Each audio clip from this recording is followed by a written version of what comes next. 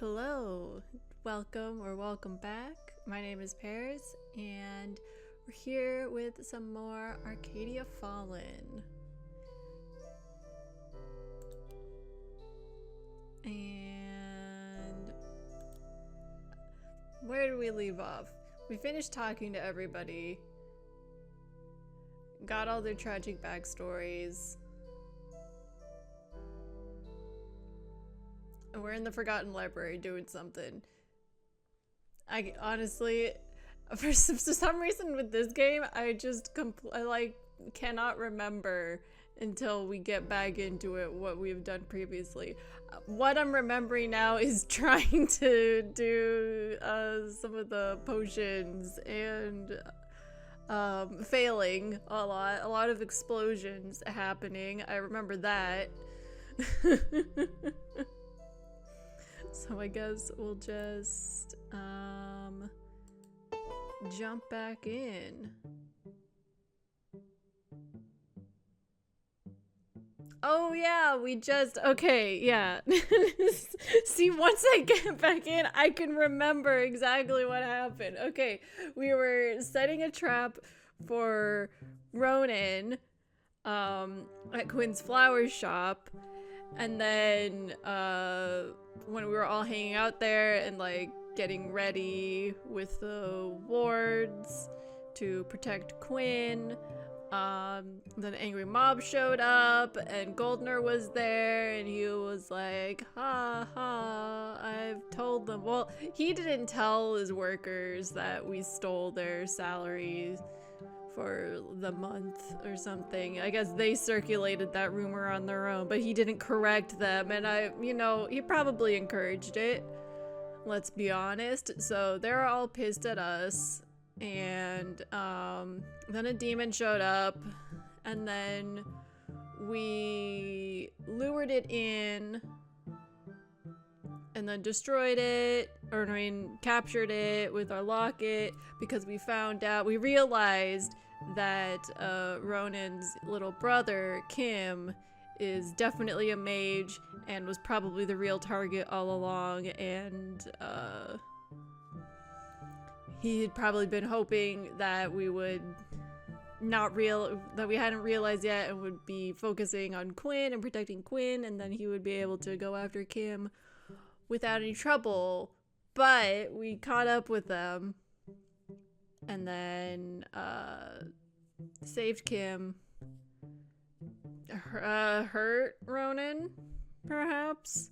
He ran away. We're not done with him yet, but he ran away. And yeah, now we're here. Now we're back in the library. This poor guy has been holding up the ceiling for decades, at least.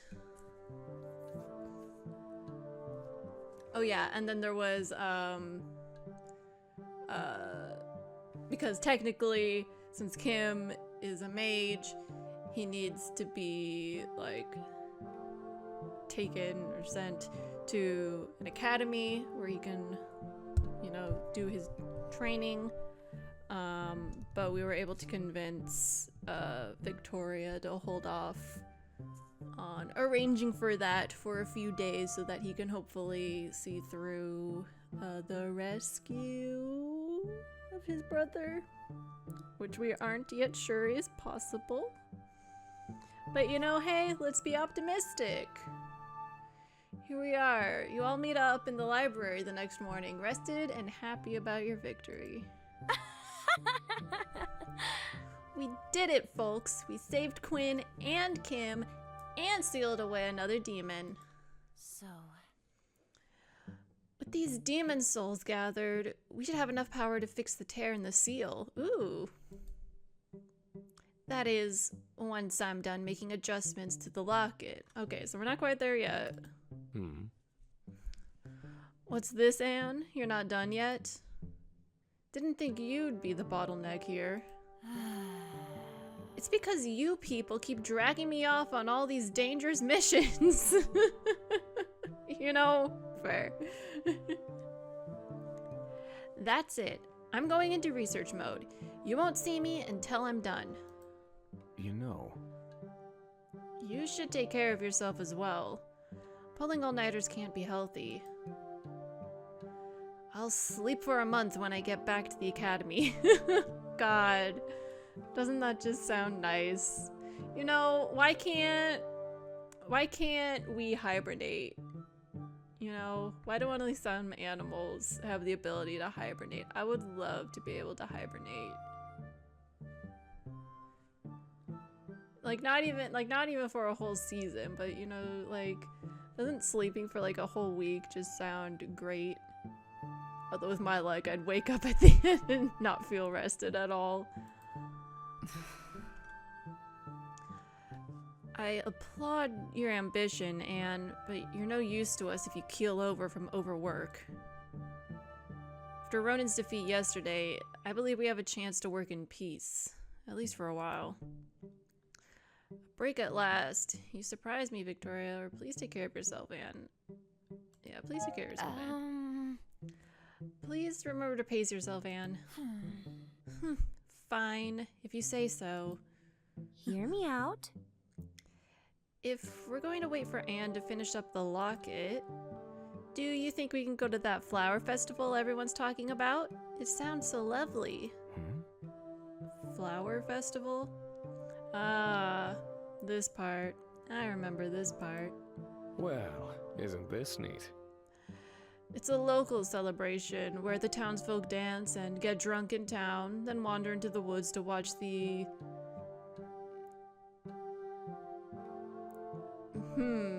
How do they pronounce it? Because the town is called...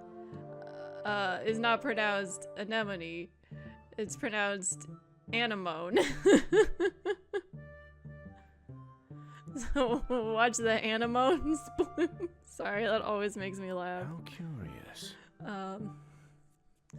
Fascinating. We'd stick out though, don't think we'd fit in. Maybe something less public. Yeah. About that. Like, people are still mad at us, I think. Like, they may have realized that they didn't want to, like, assault a flower shop. But it doesn't mean that they are happy with us, you know? See in the chat, we go into the forest to watch the anime bloom. Exactly. Perhaps we can find a way to celebrate that isn't quite so public. It would be very difficult for us to not attract attention at the festival. Oh. That is a fair point. Look. Don't let it get you down, Mime. Perhaps we can find some other way to celebrate. Well... I mean, there's a meadow in the forest not too far away where people don't go. Will you go with me, Caden, to make flower crowns? Huh? Flower crowns? I'm not... sure. Alright, we'll make some for everyone. Oh, this'll be good. I'm not sure you know what you've gotten yourself into, Caden, my friend. Mercy. Look. Right, if you're done...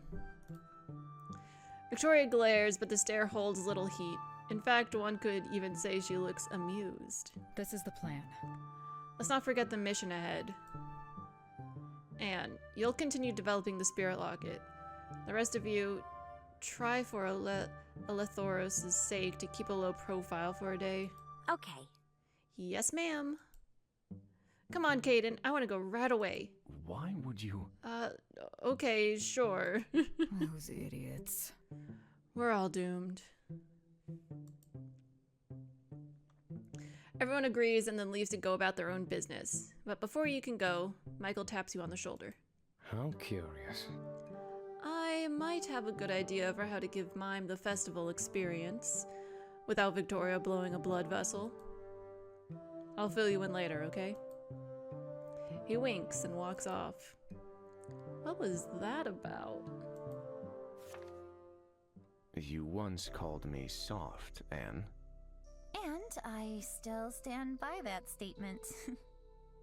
I figured. But I've realized lately, You are quite soft yourself, are you not? You might seem cold and focused on your work, but you care for your friends fiercely. If that's what it means to be soft, then I don't think I mind. Oh, that? It wasn't meant as an insult, you know. I much prefer that people show their true selves instead of hiding behind a fake tough persona. But you said, you compared me to Victoria, then said I was nothing like her. Well, Victoria is an outlier, obviously. She's just genuinely tough. There's no reason for her to fake it. I suppose you're right about that. She's an outlier, obviously. Okay, Michael's there, Anne's there, Kaden, and we know Mayim is also there. Victoria's at the shop. Should we save Kaden? Like, talk to maybe one or two other people or all of them before going to see Kaden? Or do we wanna go now, because something's gonna happen. I'm just telling you, something of the romantic variety. Wink, wink.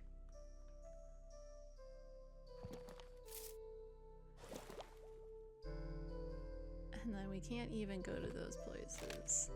Let's maybe talk to one person. Let's check in on Quinn. Let's see how Quinn's doing.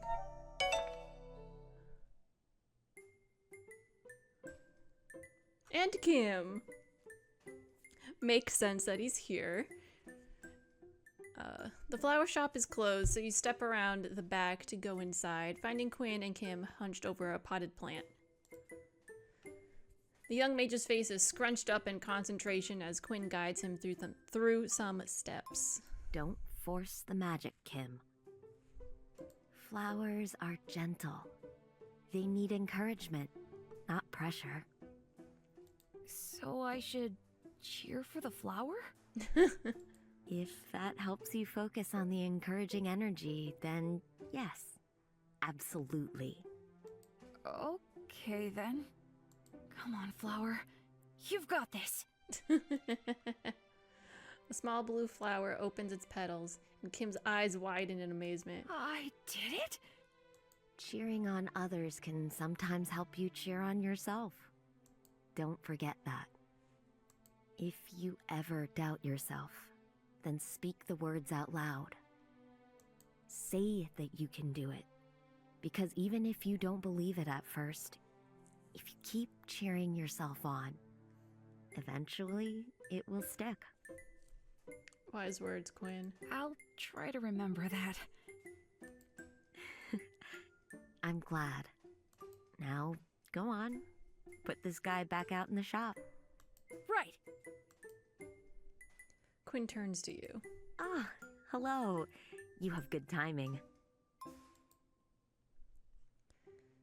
He's making progress. You want to brag about your pupil, or oh, how so? How so? Something happened? Indeed. Kim and I have been hard at work all day. Given how he's been repressing his magic until now, it's quite amazing how fast he's learning. No doubt he will turn into quite the powerful mage one day. Repressing? Did he know he was a mage?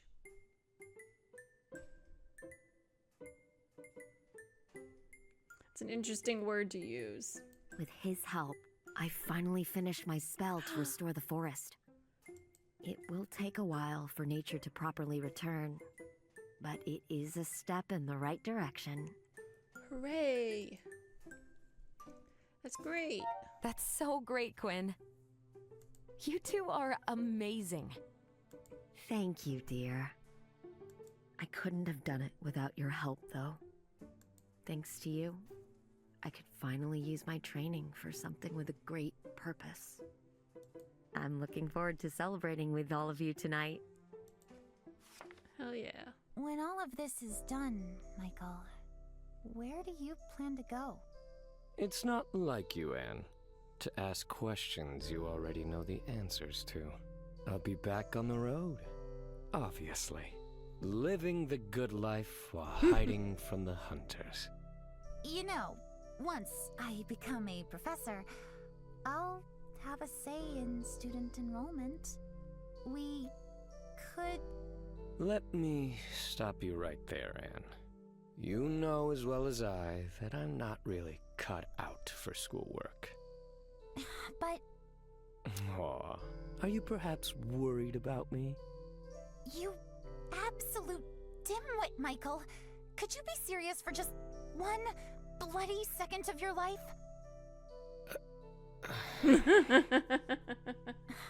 With everything that's happened, you and I both know things won't be the same. Victoria can only pull so many strings with the Knights. You are going to be on the run from them for the rest of your life, wandering aimlessly with no goal or purpose. So that's what this is about? Thank you, Anne, for your kindness. You and I, our goals couldn't be any more different, but I promise you, I will never wander without purpose. Just as your academy is your home, the road is mine. I will be happy. I promise you. You better. Otherwise, I'll track you down and force you to enroll in one of my classes, and I won't go easy on the homework. Noted. Yeah, it was it started off sweet, and then it turned a little rude there to be like, you won't have any purpose. It's like, okay. Just because you wouldn't be able to find purpose in that lifestyle doesn't mean that everyone else can't either. But she's trying, so and I don't want to be too hard on her. She was trying. Let's go talk to Anne. See what she's doing. If you're here for Anne, she went out a moment ago.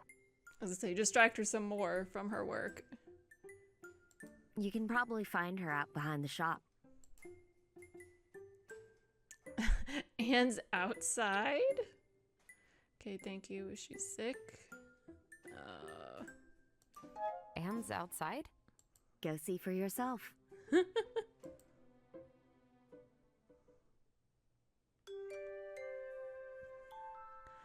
You walk around. Sorry, I just remembered what I think what happens here. You walk around to the back of the flower shop and find not only the mage, but a furry guest too. Here you go, Mercury. Leftover chicken from dinner. Enjoy. Ah, a little kitty. A little cute kitty. Oh, it's so fluffy. Oh, it's so cute. A gray cat purrs and whines around Anne's feet as the mage places down a plate of food. I see that all caps kitty in the chat. It eagerly chomps down the treat and she watches it with a gentle smile. You're welcome as always. Who's your friend? So cute. You're a cat person. Who's your friend? Hi, Anne. Who's your friend? Anne jumps up, startled, making the kitten mew in protest. You? Why are you here? Because I love kitties? I haven't called for you yet. Or have I? I just wanted to see you. Are you okay? Such reflexes. Just wanted to see you. I just came by to see how you were doing. So many voiced lines. I'm glad to see you're making time for a break. I am capable of doing things other than work, you know. If it catches my interest, that is. In the chat, our name is Kit. Of course we like kitties. Exactly. I was just taking a moment to feed Mercury. We're not allowed to have pets at the academy. So once I go back, I'll have to leave him behind. He'll be fine, of course. Judging by his size, I'd say I'm far from the only one feeding him. but I am going to miss our break times. Anima Valley has its perks. He'll be leaving that soon.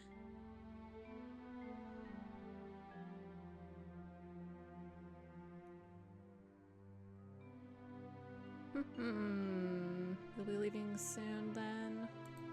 Sure. I guess you'll be leaving soon then, when the matter with the demons is settled. That's the plan. You know, when I came here, I was fully prepared to hunker down and get some research done, so I could return. I didn't expect to end up enjoying myself quite as much as I have. It's been a pleasure working with you. Aw. You've been a most fascinating guinea pig.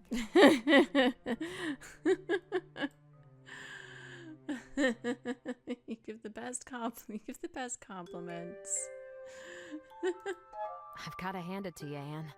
No one gives unique compliments quite the way you do. Compliments? I'm merely stating a fact.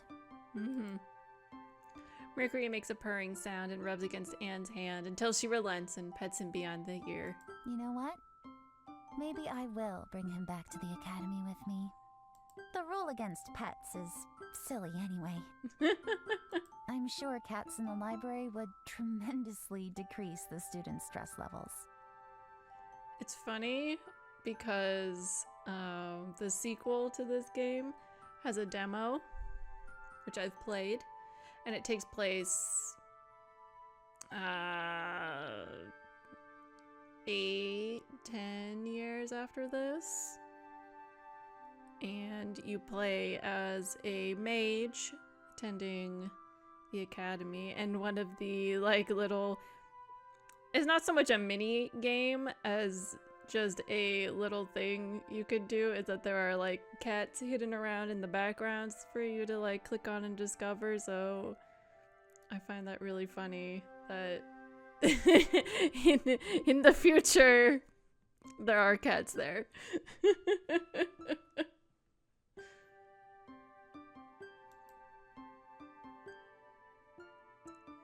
I agree. I'm sure Mercury would fit right in among the students. Right? I might have to keep them from feeding him too many treats, though. So Quinn sent me to tell you that they have tea ready inside, and... Is that a kitten? You and Anne share an amused look as Kim rushes out to coo and pet the cat. Seems like the tea will have to wait for a bit. I mean... You know, Victoria, with my invisibility spell, I could really help you out with gathering information. If you want to know what some sketchy people are discussing, I could just sneak in and... No, Mime. But... I'm not trusting you with something as dangerous as that. Knowing you, you'd trip over yourself on the way and reveal yourself. That... It would be dangerous if you got caught on your own like that. You better stick close so I can keep you safe. Got it? Victoria... Now, let's get back to it, okay? Right.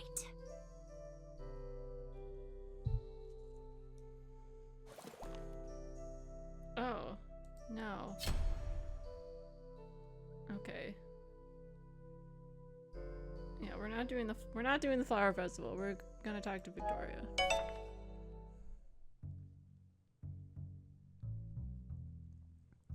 You find Victoria in the alchemy shop, sharpening her sword while looking deep in thought. I see you're making the rounds.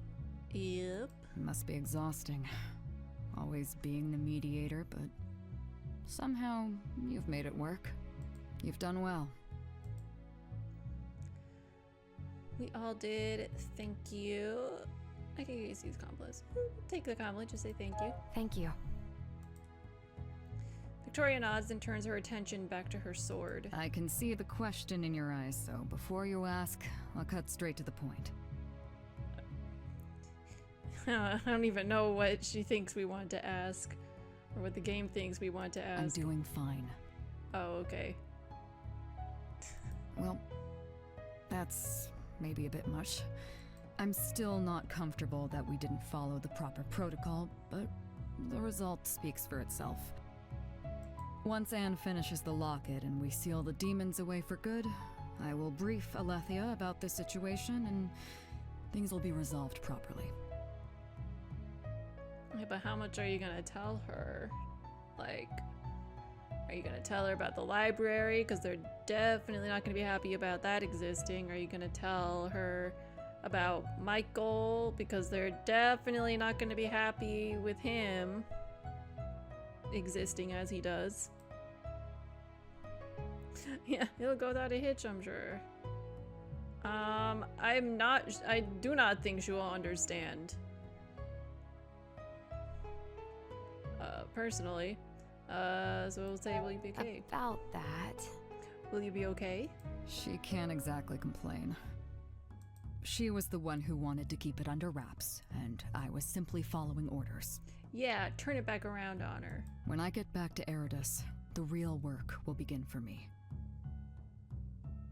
But also don't be surprised if she doesn't take it, because, you know, only when it comes to those types of people giving those types of orders when they're in power, like, they can very quickly be like, well, actually, you can't do that. It's bad when you do it. It's fine when I do it, but it's bad when anyone else does it. Goldner needs to pay for the damage he's caused. I have the evidence I need, and I will be sure to pursue anyone else involved in this scandal. This won't happen again. I like the optimism, I guess. I believe in you. Actually, if anyone could pull it off, it would be you. Victoria continues sharpening her sword, the rough but precise movements making sparks dance along the edge.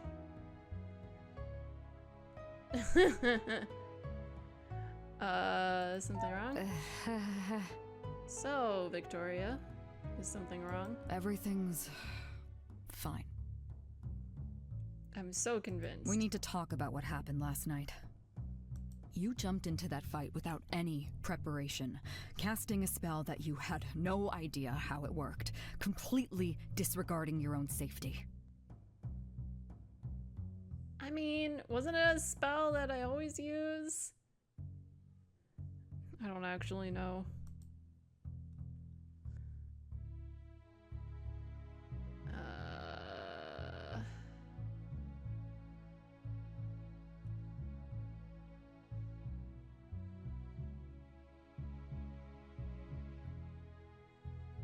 I mean, he was targeting Kim.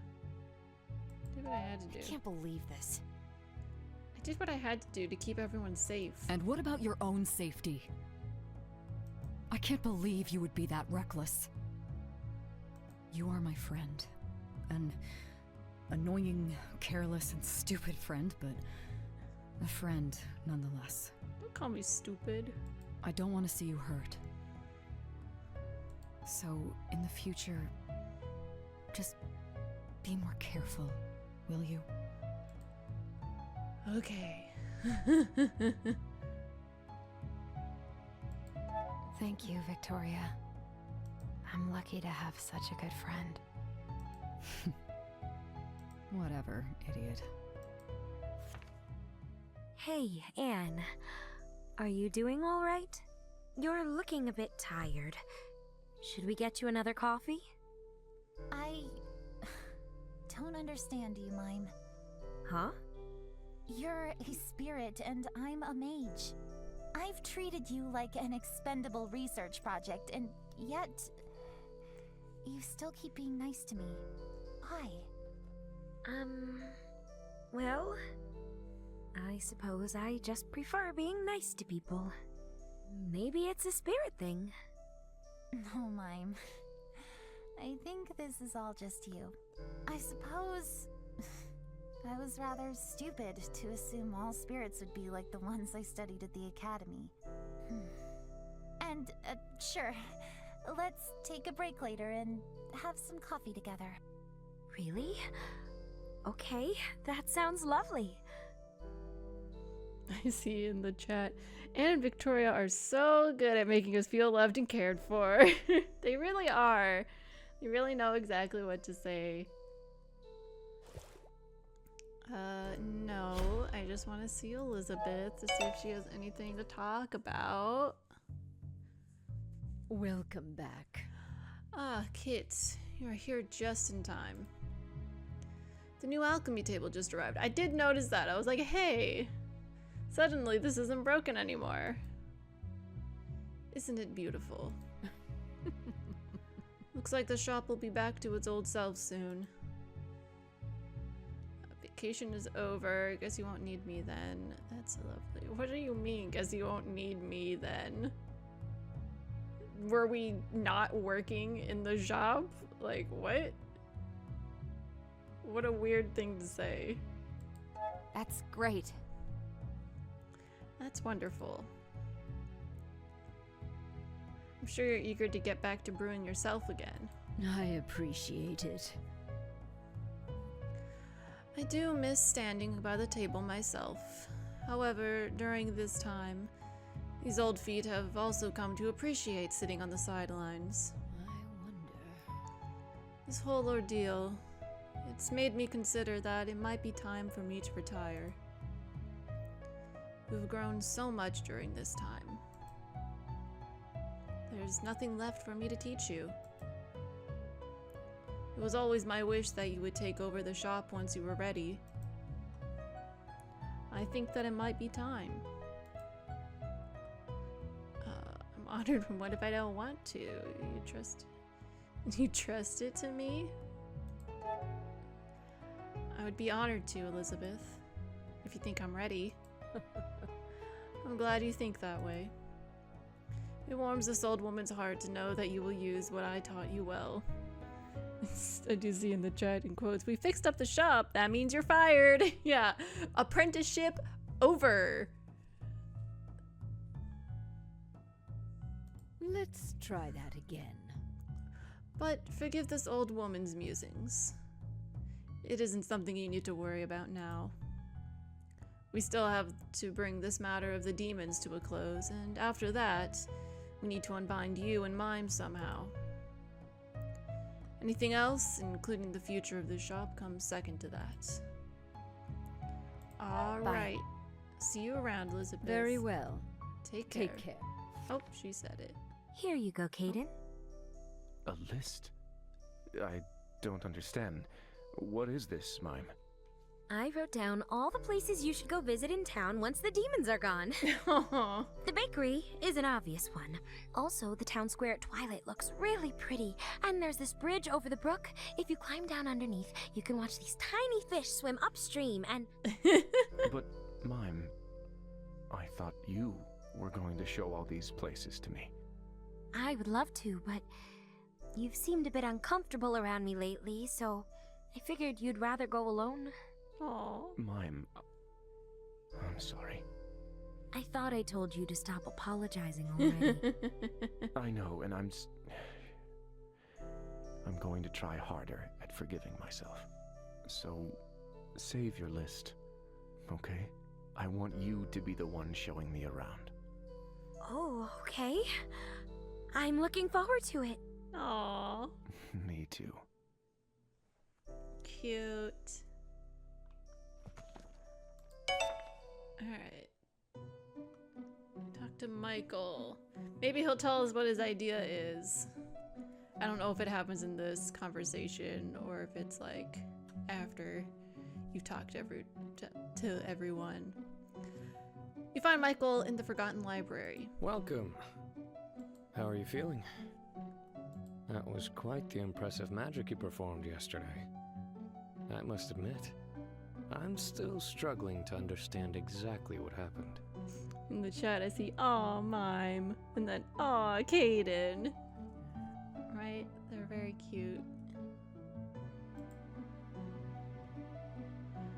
You and me both? I'm fine. Thank you for worrying. My magic is not to be understood. I'm feeling okay, Michael. Thank you. I'm glad. You did a good thing for that kid yesterday. Even if I'll never agree with the decision to send him off to the academy. He needs the help. It was for the best. I didn't want to. Yeah, it's weird. I don't... Yeah, like, I get that they need training because the magic can manifest on its own. But, like... Why is the academy the only option and they have to leave their family and their home behind for their entire childhood and teenage years, like up to adulthood?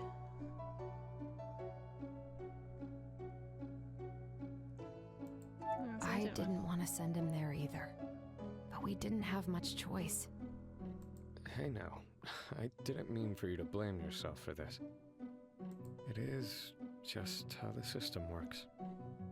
The academy will probably be the safest place for him from now on. He doesn't strike me as the type who'd survive on the road alone for very long.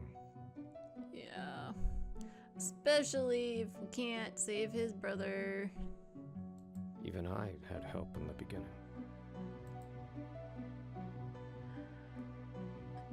Just what kind of help? I thought you were all powerful. Please explain. Do that. I know you said when we met your story wasn't a cheery fairy tale, but even so, would you be willing to share it with me? For you, I'll make an exception. I don't remember much from the cleansing. I must have been 5 or younger when it happened. I remember the screaming and the flames. And then from the ashes, someone hauled me up into the sun.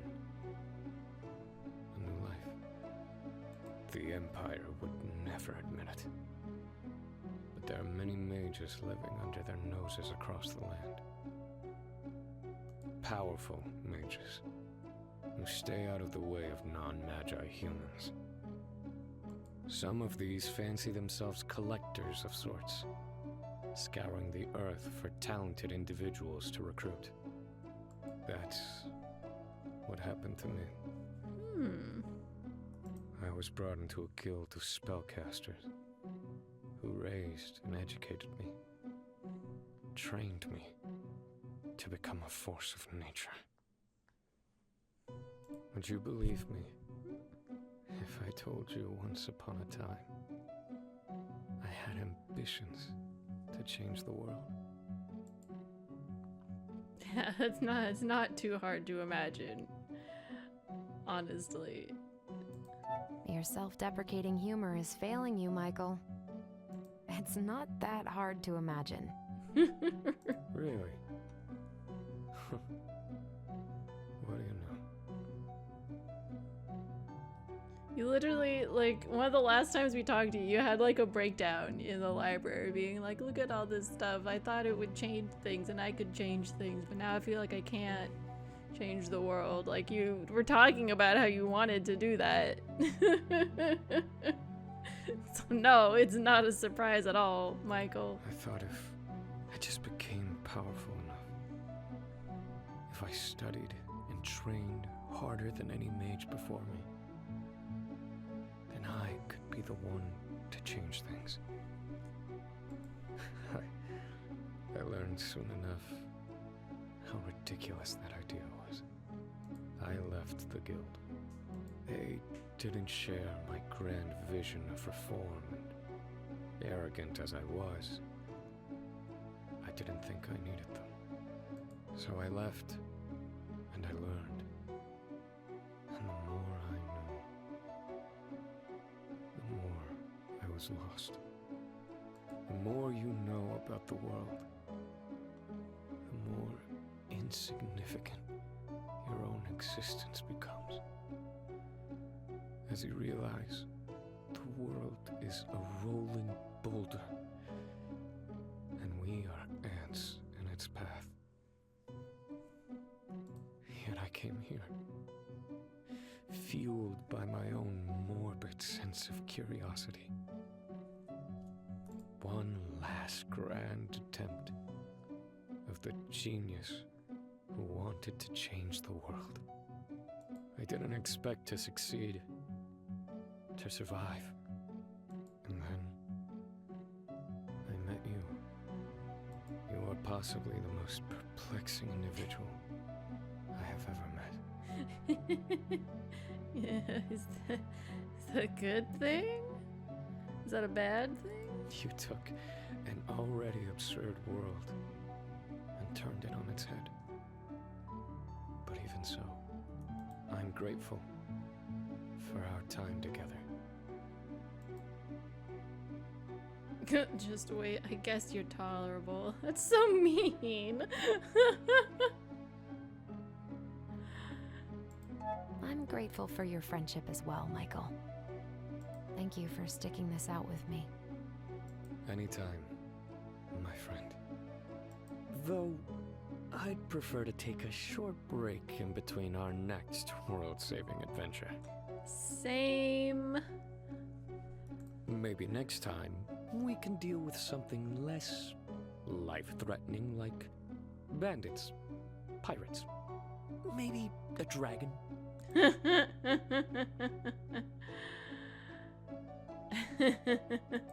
Searching the continent for non-existent dragons sounds good to me. Then that's a deal, my friend. That's a deal.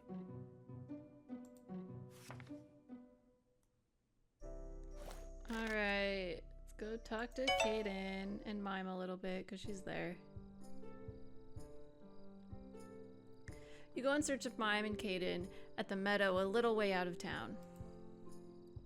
It's been left fallow to rest the soil for another season, and the ground is engulfed with wildflowers.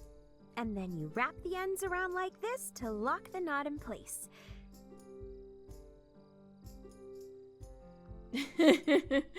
In the chat, say, I appreciate that he considers those all non-life threatening. Yeah.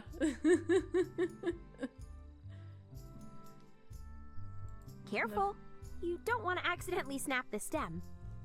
I guess in the face of a giant prison like structure filled with thousands of demons, like a dragon, like it's a dragon but still like a single dragon, that's probably not as bad. Yes, now it's flower crown time. You find the pair seated within the tall grass, the former busily teaching the latter how to properly braid a flower crown. That's easy for you to say. These things are very delicate. Nah, it's just your hands that are too big. Hi, you here to help as well? Mime's a tough teacher. What are you two doing? Looks like you're having fun. Looks like the two of you are having fun?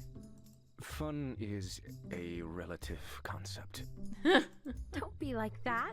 I've seen you smiling several times during this, so it can't be that bad. I'm still struggling a little with the purpose of this exercise. I understand that you make these wreaths for aesthetic reasons, but won't the flowers just wilt? Well, sure, but until they do, they look really cute. Something pretty until it wilts, huh? What an odd form of art. Outlanders don't like pretty things. Isn't all art odd? Mime likes it, that's all that matters. You don't need to be annoyed. Isn't all art odd? When you think about it, isn't all art kind of odd? Well, the need to express yourself is part of being human, but the mediums are quite different. My people have a rich art culture, but nothing like this. The materials used are always permanent. Statues or glass figurines, jewelry cut from precious stones or metals. I mean, that doesn't really mean they're permanent. I get the implications they're intended to be permanent, but like glass figurines, you know how many things made out of glass I've broken. It's all designed to last forever. Something to leave behind that others might remember you by.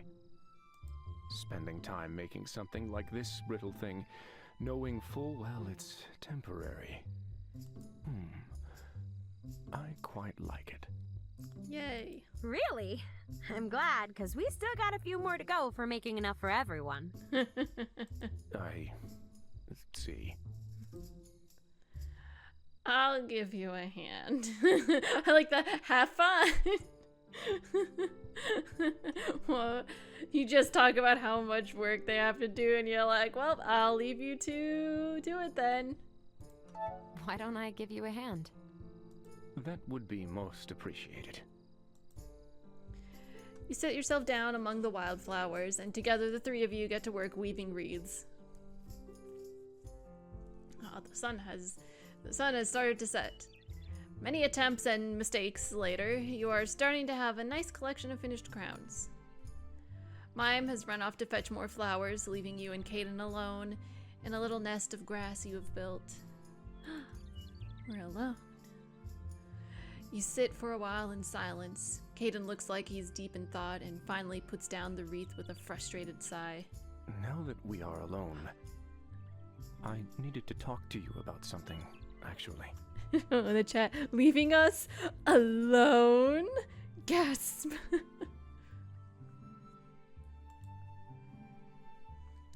Go on. Put a flower crown on his head. Something the matter? Is something wrong, Caden? Yes. No. I'm not sure. I keep thinking about that moment when I saw you fall. When we were fighting Ronan, you put yourself so easily in harm's way. I saw the light leave your eyes for a moment, and it scared me to my core. It drives me insane, thinking that in that moment, you could have been gone, and I couldn't do anything. I couldn't even tell you how much I care about you.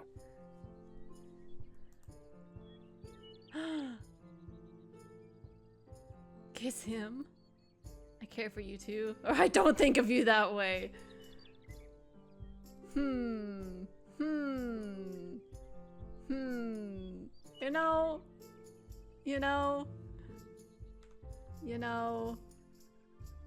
You know, what are we? We're adventurous. We have tenacity, acceptance, doubt, reason.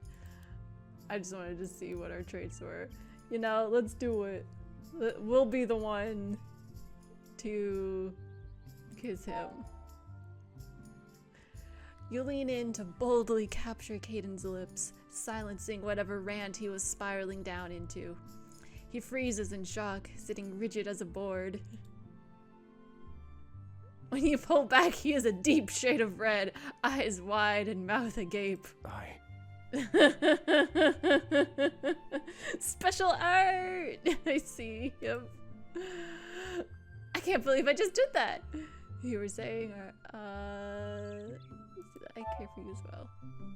You smile at him, tilting your head. I care about you too, Caden. You let out a squeak when Caden suddenly pulls you close, pressing his lips over yours in another burning kiss. It takes a moment for your brain to register what's going on, and then you melt into him, hands tangling in the back of his shirt. When you pull apart, his eyes are staring down at you with awe and adoration. Hi, you two. I found a bunch more flowers for us. Thank God we stopped kissing. I see red LOL and the double kiss. Yeah, I think the double kiss only happens if you kiss him first. I think if you go with the speaking option, then he just kisses you and that's it, if I remember right. I have romanced him in a playthrough before. I've only romanced him and Michael. I am kind of interested to see how it goes with Anne. Victoria, sorry, girl. You're not my type at all. Do not catch my interest in any way whatsoever. The two of you freeze at the sound of Mime skipping closer, and you quickly pull apart, straightening yourselves as the spirit flops down in the grass beside you. She tilts her head, immediately sensing something's off. Is everything okay? Everything's just perfect, Mime. Don't you worry. You feel Caden's hand give yours a squeeze, and you share a smile. Mime shrugs, accepting that answer, and the three of you continue your work on the flower crowns, with you and Caden sitting just a bit closer together. Alright, Flower Festival time! I've chatted with everyone I wanted, and I am ready to proceed. Yeah! That seems odd. A midnight picnic? You're all gathered at the shop, and Michael is explaining his great master plan. I want to say grand. Yes, the streets are going to be empty while everyone is in the forest for the festival. We bring food and good company. That's enough for a good time, no? So that's how it is. I'm surprised. I was sure you were going to suggest we go to the tavern. Oh, really? You wound me. We have minors among us. I can be considerate. I would suggest fine wine to be part of the food we enjoy, though. Figures. Where would we go, though? The forest will be packed with people. Well, the wilted forest, of course. The entire room stares at him in silence. Why? Why in the world would we have a picnic out there? Are you sure? That place will be super creepy at night. We have faced down demons and bigoted mine owners together. Are you really going to be intimidated by a mere forest? Maybe, but... Well... Look. Hear me out. Because the forest has a questionable reputation among the townsfolk, no one is going to go within miles of the place. We'll have the whole area to ourselves. I see. That's actually rather clever of you. Thank you. Also, with all the trees gone, it has to be the perfect spot for stargazing. Family picnic! Let's do it. Let's just be careful. Let's do it. I love it. I think it sounds like a wonderful idea. Let's do it. Well... I suppose it would be a shame to let all those flower crowns go to waste. To the forest. The wilted forest looks just as bare as you remember, but you notice how shoots are now growing among the black roots. The forest is healing, which is reassuring. Ah, these flower crowns are really beautiful, Mime. And now we get to see everyone with cute little flower crowns on. Thank you. It's all thanks to your help, though. I hadn't expected them to wilt so quickly. Oh, it was nothing a little spell couldn't handle. But that is why the crowns are usually worn during the day. Wait, so I've done it all wrong? Oh, don't worry your head. See if Elizabeth gets one. Sometimes we must adjust our old traditions to fit the times. The flowers spread joy. That's all that matters. I'm glad you think so. Let's find a place to sit, Kim. Okay. No running, you two. There might be loose roots and you could fall. You can relax, Quinn. The children will be fine. Is Mime a child? I know she's like child-ish at times, but is she like a child? They are sturdier than they appear. The chat is yay flower crowns, but then what are you, my mom? You say that, but Why am I here again? I should be working on the locket. It wouldn't be right to have a celebration without you here, Anne. It would bring down morale. You could have at least let me bring my notebooks. This place. It's still so barren. I wonder if it will ever return to what it was. What's done is done. The forest will grow back eventually. You should move forward too. I suppose you're right. I'm impressed, Victoria. That almost sounded empathetic. I'm laughing at that, and also I see in chat in all caps, Kaden, no brooding allowed right now. Right? I thought you just had a conversation with Mime where you're like, I'm gonna work on forgiving myself. This isn't working on forgiving yourself. Brooding like that. What was that, mage? Anyway, who's up for a game of cards? We have a flower crown too. Who do you want to see? Don't worry, you'll have time to talk with everyone. Let's start with Kim and Mime. You wander off to find Mime and Kim setting out blankets on the ground by a dead tree. My memories are still a bit fuzzy, but I think I like this tree. Quinn told me that once I get better at using my powers, I'll be able to speak with the trees like spirits do. Maybe I'll make friends, just like you did. I think you will definitely make tons of friends. Don't you agree? I agree. We'll miss you. Please befriend some humans as well. Just say I agree. I'm sure you'll fit right in at the academy. I sure hope so. I'll study hard. And then once I graduate, I'll get my own flower shop somewhere, just like Quinn's. Then Ronan can... When we save him, he won't have to work any dangerous jobs anymore. It will be my turn to take care of him. I think that would be nice. I'm sure you can make that happen. And when you do, I'll definitely come to visit you both. Mime, I'll be looking forward to that. Alright, Elizabeth and Quinn. You've taken on the role of teacher quite well, Quinn. I didn't expect to enjoy it quite this much. Kim is a lovely student, but tutoring him has made me think that perhaps I should look into the possibility of doing this for others.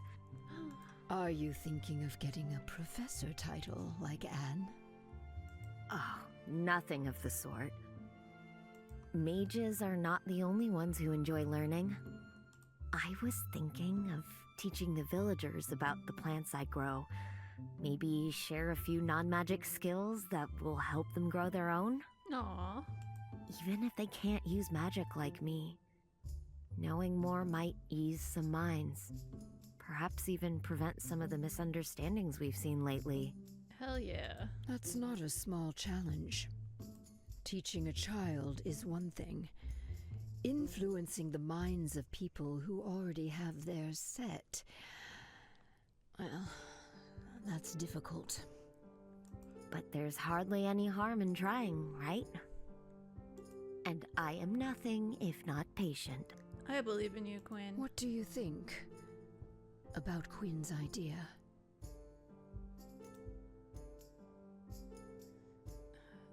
They don't deserve you. Isn't it dangerous? I think you'd be a great teacher. I think you'd make a lovely teacher, Quinn. Thank you. I'll do my very best. As long as it doesn't affect the flower shop, then I approve as well. You've only been here a short while, but I've grown accustomed to getting my herbs from you. Of course. I'd never disappoint my best customers. Aw. Alright, let's go play some cards. You have left yourself open again, Victoria, dear. For a trained professional, you are very easy to read. Just be quiet and play your hand, Michael. He is right, though. It's refreshing for me not to be the one losing this game. It's my first time playing. What did you expect? It's my first time playing this game as well. But you already won twice? Always watch out for the quiet ones. Are you going to join us?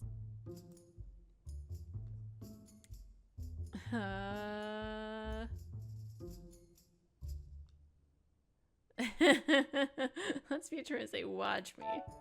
You guys won't even know what hit you. I see in chat. Is Anne the quiet one? Yeah, I'm not. I mean, I guess she can get quiet when she's focused on working. But, like, I wouldn't call that quiet in general, necessarily.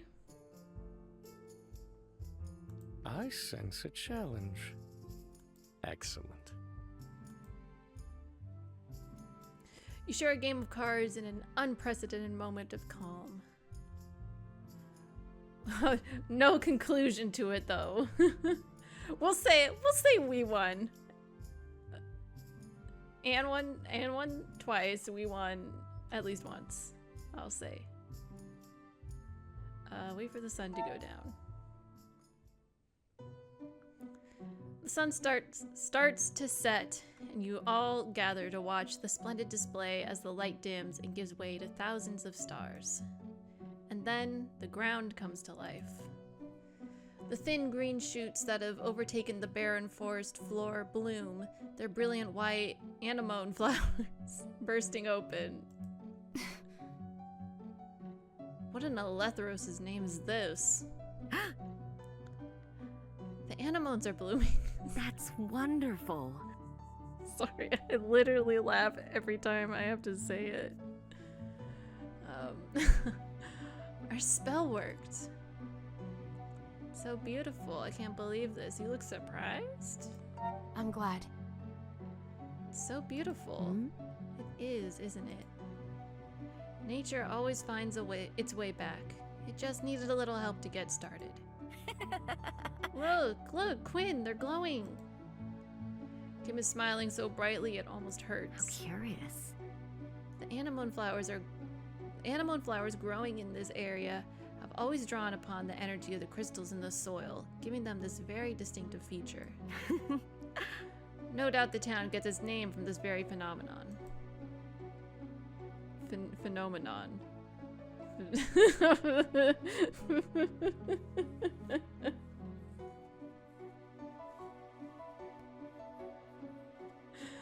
The anime flowers. I enjoy your commitment to the bit. I mean, is it a bit? That's just how they pronounced it. And it makes me laugh. You all watch the flowers together. You sit back watching everyone have a good time when you feel a familiar tall presence sidle up to you. I wonder who this could be. The writings and illustrations I studied back home really do not do justice to the sight of the night sky. Oh, is that what you're referring to when I was trying to figure out how to pronounce phenomenon? But phenomenon? Phenomenon?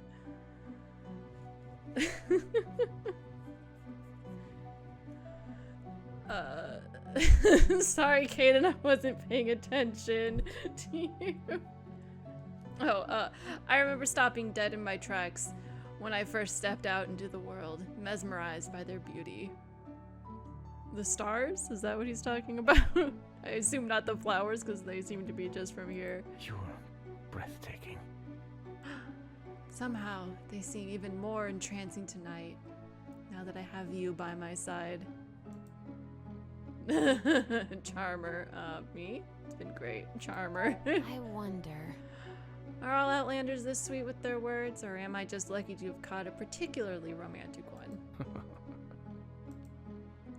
I wouldn't say I... There are definitely others who do poetic flattery better. You make it easy, though. How curious. It's odd. I was concerned how you would react to all of this. I fear I'm going to stumble into some cultural barrier and ruin whatever this is. I'm nervous too, but you're doing great. Not so easily scared. You're doing great, sweetie. You see... You're doing great, Kaden. You're perfect just the way you are. Mercy. You say things like that so easily. His hand slides into yours and you watch the stars together. As the sun rises the next day over Anemone Valley, most of the townsfolk spend their early hours locked up tight in their homes, lest the light disturbs their brewing hangovers. You, on the other hand, have made your way down into the Forgotten Library, summoned by Anne, who's eager to show you her final rendition of the Spirit Locket. As we keep going, I'm like, maybe we will finish this up tonight. This might be my greatest achievement yet. A masterful piece of tinker magic ingenuity. I keep doing that. I keep clicking and then assuming that I'll be able to keep speaking.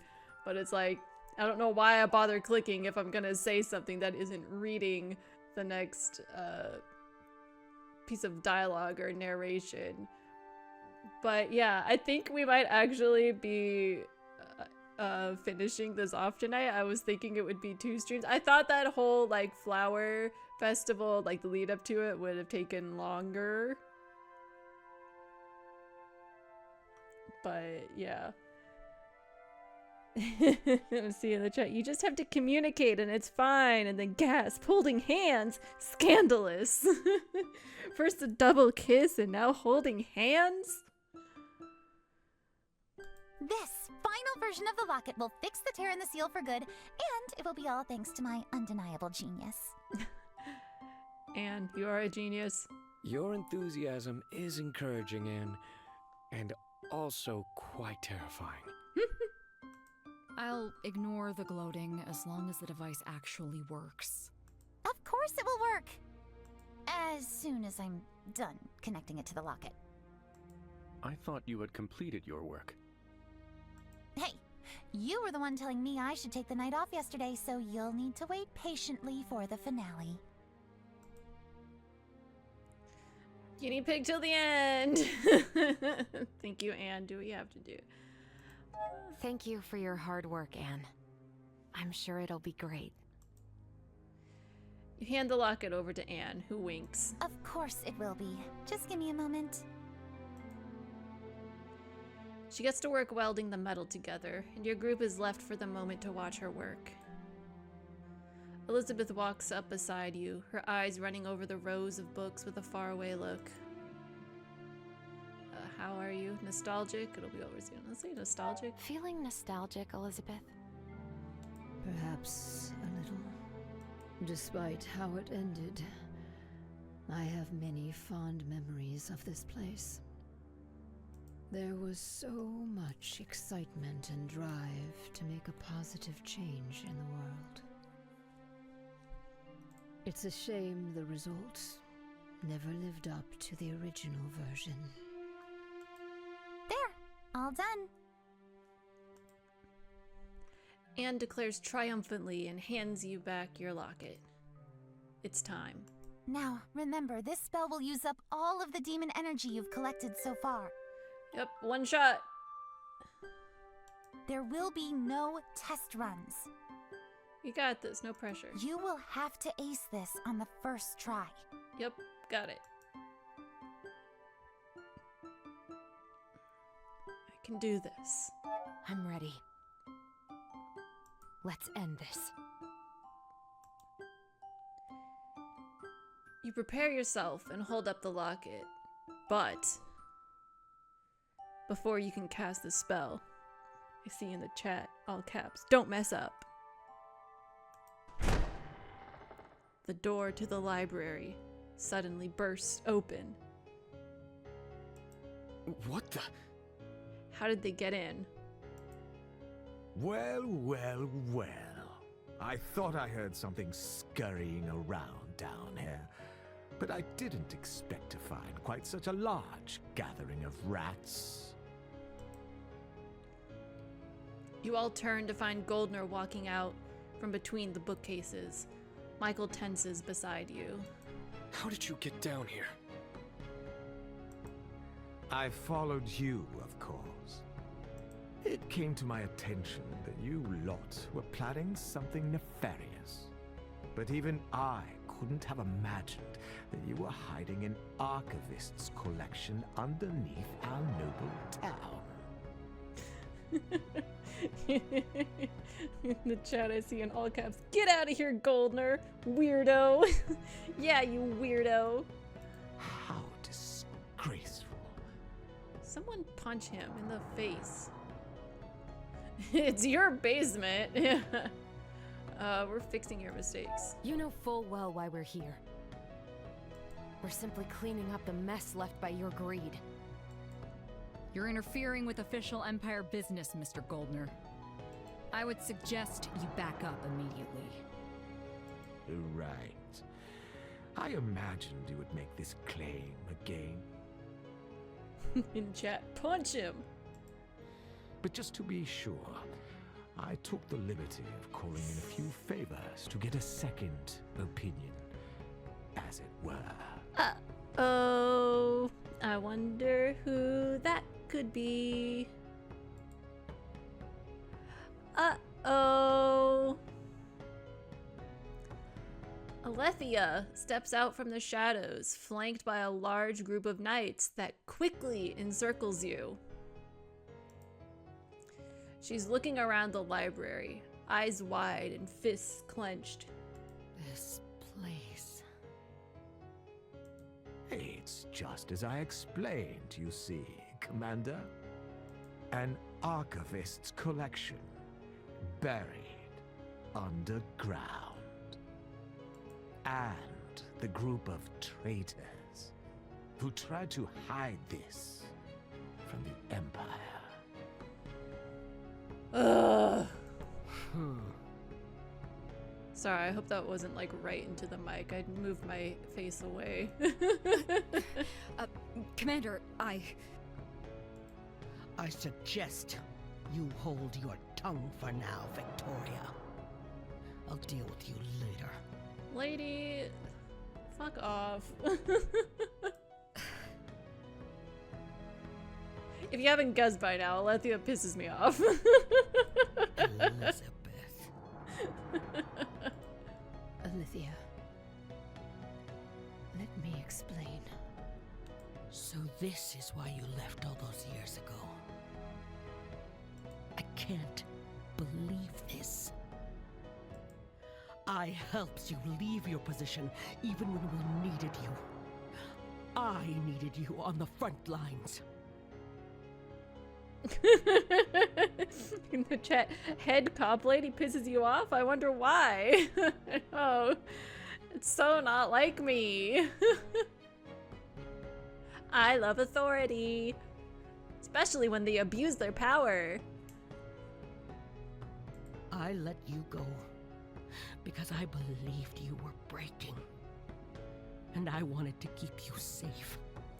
Well, it's your fault for believing that, I guess. But instead, you came here to help that traitor. Liv was our friend. She sacrificed more than any of us for the Empire, only to have them turn on her when she was no longer needed. Like Elizabeth. I hope Alethea used to have some redeeming qualities for you to have been interested in her, like, otherwise, girl. What was going on with you?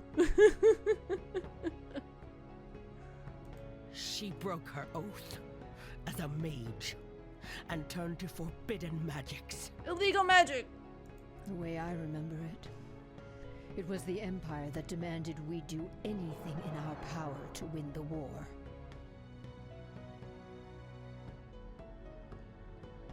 In the chat, her redeeming qualities was that she was a cutie. Maybe, I don't know. Personality makes up for so much, you know? And it's just like, I don't care what you look like. If your personality is shit, you ain't cute. To me. Enough. I won't hear more of your excuses. I will deal with your treason soon enough. Your old friend has clearly been busy collecting his hoard of illegal documents. This type of information is dangerous in the wrong hands. God. It must be removed at once. Removed. I see the Empire still would rather destroy the past than take a lesson from it. How predictable. In all caps in the chat. Not saying it's logical, I know, but I still can't even, like, I still don't even get how you can still find someone and be like, the personality is rancid, but they cute though. Like, to me, it's just like, I don't even know who. I mean, I'm one to talk. Someone who's not interested in anyone. But it's like when people are like, you know, you see it a lot, I guess, like with villain characters where, but even, it's not just that they're doing like quote unquote bad things, whatever you want to say there, but sometimes they are just like shitty people, like just have a bad personality, and people are like, oh, but they're hot. I'm like, but are they? But are they? Not that I actually, to be clear, who cares? Especially when it's fictional characters. I don't give a shit who you like. You do you. I just don't understand it at times. Like, I enjoy villain characters and people, like characters who do actually bad things or terrible things. I even like characters that have rancid personalities sometimes. If it's the type that I find, you know, at least entertaining. Because there are some things where you're just like, you suck and I don't enjoy you at all. So I get it to a degree, but also to a degree, I don't get it. Oh, the archivist himself, I presume? Your punishment shall be swift as well. The Paragon of Eridus has ordered me to set this matter straight. Mm-hmm. And I intend to follow my orders. Okay. Why am I not surprised? Yeah, you're the one who started this. We were following your orders. Trying to fix the mess that fool created. My word. I gave you a chance, Alchemist, when you first went against the law. You didn't deliver on the task I gave you. So our agreement ends here. We're literally punch her in the face.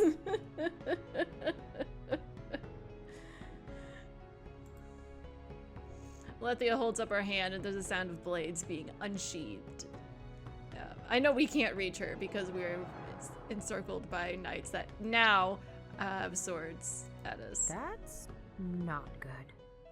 They can't possibly be thinking about executing us here. That appears to be exactly what they are thinking. Of course they would, because then they can leave all of our bodies down here and no one will know what happened. So easy to cover up. Burn our bodies with the library. Perfect plan. If I may, Commander, Chat, punch her! Punch them both! We have 2 fists! Yeah. Punch the knights too. Yeah, there's, how many of us are there? We have 5 companions, and then there's us and Elizabeth. So 7 people. So we have 14 fists between us. Surely that has to be enough to punch all of the knights. And these 2. While I agree with your swift judgment, I feel it is only right that the townsfolk are made aware of the tragedy we've avoided today. They should be allowed to see the criminals themselves before justice is served. The commander looks down at him in visible disgust. You wish to make a spectacle, so you can bask in the glory? Oh, how crude. I merely suggest these people are made an example of, for the good of all citizens. I'm thinking about the good of the people. After all, if you don't have a public trial, I will have to be the one relaying my account to the masses. He smirks crookedly, and Alethea sneers. Fine. You'll get your spectacle, snake, after we are done dealing with this place. Knights, bring the prisoners. We're moving out. Burn this place to the ground. No! You watch in horror as the knights put torches to the age-old tomes, and within a minute, a blazing fire fills the room. Michael is devastated, struggling against his captors, but there's no way out. Your group is dragged outside and up into the town square. You can't remember having ever seen the town in this state. A confused and tense crowd is gathered in the square, murmuring anxiously among themselves as knights stationed in every corner keep watch, their faces stoic. Victoria's expression is an unreadable mask, unlike Anne and Caden, who struggle to hide their fear. Mime looks like she might be sick. And Michael? Michael hasn't looked up once since he saw the library burn.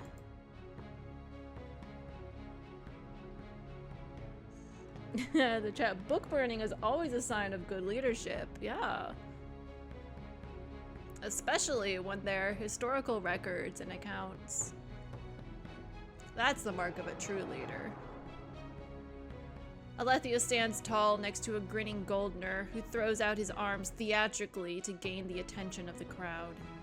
My fellow citizens, it is with great joy that I bring before you the group responsible for all the bad luck that has befallen our town.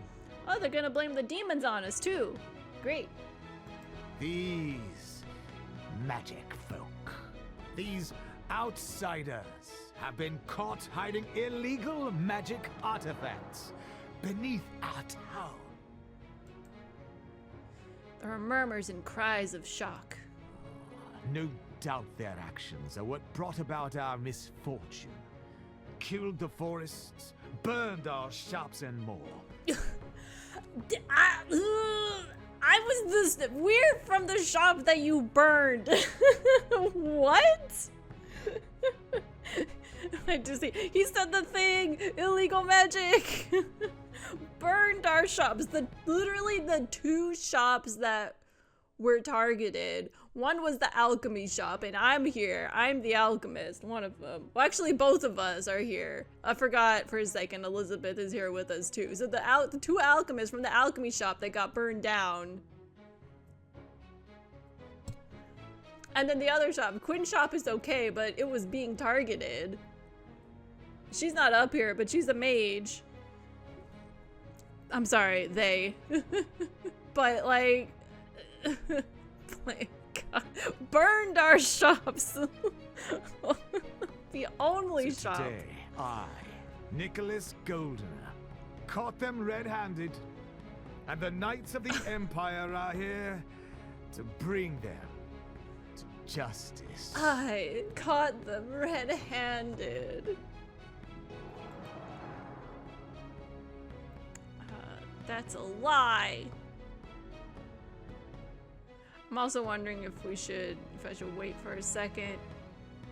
I mean, more than a second, because it is almost coming to our break time. So maybe, yeah, we'll take a break here. Because this scene is gonna not be done in 5 minutes, I don't think. So we'll take a break. But then we'll come back to see how this plays out. It'll probably be fine. We'll probably be okay, right? Alright, is everything good for that? Yes. Okay. So we're gonna take a 10-minute break. See you on the other side. Alright, hello and welcome back. So, a lot of bad shit's just happened. Let's see how we get out of this. Is it caught us red-handed and the Knights are here to bring them to justice. And we can say that's a lie or right, blame the people saving you. Or let me explain what happened. I mean, I'm like pissed off right now, so that's a lie. That's a lie. The demons didn't come from the library, they came from the mines. The crowd begins to buzz with confusion. What's going on? What's going on with the mines? Look over the trail and see, oh, Caden, we're really in it now. Huh? Demons? Why did no one tell us about this? What the? What's going on here? Goldner glares at you darkly. Lies and slander. Commander, silence this fiend at once. Alethea gives the man a cold stare. You wanted a trial, Messer Goldner. I cannot see how you would disagree with the other side being allowed to present their case. The crowd yells and jeers. Ah! Tell us the truth! Ah! A trial! Hold a trial! Let them speak! Goldner looks extremely uncomfortable, but brushes it off with a confident smirk. Very well.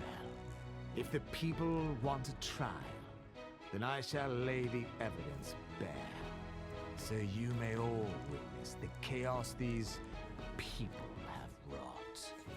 These people.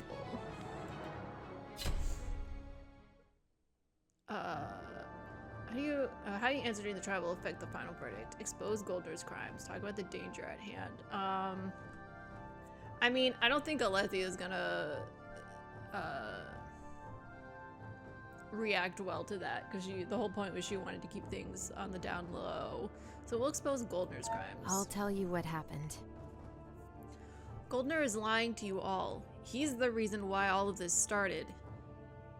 The mining of crystals has released a group of demons who are in prison down there. We've been trying to clean up his mess. Murmurs and whispers run through the crowd, outrage and anger making the color fade from Goldner's face. Pathetic.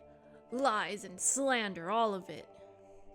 There's nothing wrong with my mines, and even if there were, then I know nothing about it. You knew about the demons. You imprisoned Caden. Oh, that's true. You imprisoned Caden. You kept an innocent man locked up for days in your estate.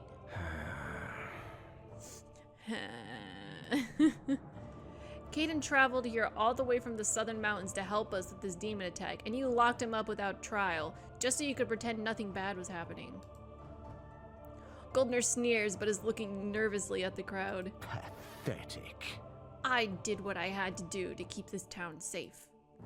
You cannot trust an outlander. He says he's here to help, but perhaps he was here to wreak havoc. I was simply doing what was best for the town.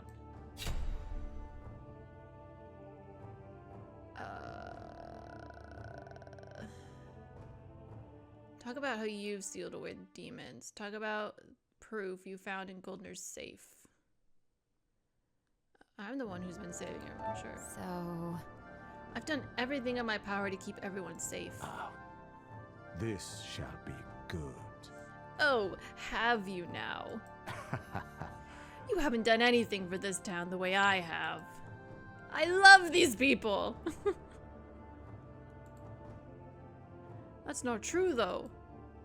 The alchemist saved my child when no one else wanted to help. Yeah! That's right. I'd completely forgotten about that. Why would a bad person go to such lengths to save a child? Didn't expect that. Oh, you guys are better late than never. Is he in the chat quote? Let me add racism to my list of crimes. Yeah. This is... God, thank you. Goldner looks extremely flustered. Enough of this. That means nothing. I still have more evidence against you. The crowd parts for a couple of Goldner's goons who are carrying between them a stoic Quinn and a terrified Kim. Alethea glares. Why do you? What is the meaning of this, Goldner? I do not believe you have the authority to order people to be brought to you like criminals. Let's see. Let's call it a citizen's arrest. The flower shop owner has been aiding this group of villains, and we were shocked to find they were also harboring a child mage. Tell me. Is that true, mage? Actually... Kim was made aware of his powers barely a day ago. We agreed with your knight to allow him a bit of time to gather himself before we called for the demon hunters. Report. Victoria? That's the truth. I approved of this. How disappointing. Disappointing. It's literally allowed. Victoria grits her teeth. You might not agree with my decision, but you cannot argue it wasn't in my authority to make it. Let's hear it then. That is true. And I'm very curious as to what their involvement is in this. My brother was taken by one of those demons. The alchemist has been helping me try to save him. The crowd murmurs. You all know Ronan. He worked in the mines for years. He's a good man. But then he got hurt because the mines aren't safe, and he was angry and frustrated. Ronan turned all that anger against magic because that's what everyone else was fearing. But it wasn't magic that hurt him. It was that man. Yeah, Kim, get him. He points at Goldner, who splutters. Enough of this. You little... Right, attack the kid. Don't you dare. I wouldn't go there if I were you. Don't you dare. Enough. Don't you dare speak ill of Kim, you pathetic old ghoul. You snap, and Quinn too is standing in front of the boy protectively, a dangerous glint you haven't seen before in their eyes. Absolutely not. Don't be afraid, Kim. We've got you. In the chat, all caps, punch him, Kim! Tears are gathering in the young boy's eyes, but he gives a firm nod. My brother. My true brother would never wish harm on anyone, but you would ignore the people being hurt under you. How many people are you going to destroy just to line your own pockets? I thought the mine was supposed to make our lives better, not worse. The crowd roars in agreement, and Goldner pales. Your actions have caught up with you. Truth must be spoken. Hand it to him, Kim. Actions have caught up. You see... Your actions have caught up with you, Goldner. This town knows who you truly are. Now, listen here. This is all that mage's fault. They must have poisoned the kid's mind while teaching him. Quinn healed the forest. Really? That doesn't make sense. Quinn's a flower mage. They don't even have that sort of power. However, they did use their skills to help restore the dead forest. Yes. What? You see. It's true. I saw it this morning. The anemone flowers are growing in the soil again. I'm glad. It's amazing. How lovely. I can't take the whole credit, though. The alchemist was a great help. Just take the praise. Your argument. Are these really the horrible villains you make them out to be? Your case doesn't make sense, Goldner. You smile as the crowd cheers, clearly won over, and Goldner looks like he might pop a blood vessel in his face. You filthy litterer. Seemingly having had enough of Goldner's theatrics, finally, Alethea takes center stage, pushing the man aside. He sneers, but one glance from her steely eyes make him grow silent, and a hush falls over the crowd. The commander unsheathes her blade and speaks solemnly. The verdict is clear. The group of adventurers are found to be innocent of the alleged crimes. The crowd cheers and you feel relief like no other wash over you. But then Alethea turns to Michael. However, the case against the wild mage still stands. Illegal practice of magic, even with good intentions, cannot go unpunished. Illegal magic. She turns to Victoria, then hands her blade to your friend. Commander? This is your moment of redemption, Victoria.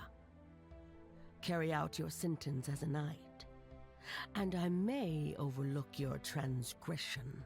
Fuck you. You want to make her do that, and then you just say, I may overlook your transgression. Ugh. Victoria takes the blade, looking down at Michael, who huffs, smirking through a bruised lip. Do your worst, demon hunter. She raises the blade. Please don't hurt him. Stop this. Please be rational.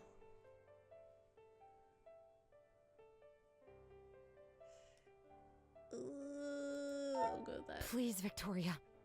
You can't. Please don't hurt him. Now look at this mess. You made our dear alchemist cry. Michael chuckles softly, and Victoria grits her teeth, hands tightening around her blade, then lowers it. I can't do it. What? Alethea looks furious, but Victoria rounds on her, throwing out her hands. This man has done nothing wrong. He's helped us catch numerous demons when you refused to send us aid. I cannot, in good conscience, end his life. It isn't right. Finally! Victoria! Having an independent thought. If the law doesn't permit fairness or decency, then it is the law that is wrong, not the accused. He's never done anything wrong in his entire life. I know this, and I love him.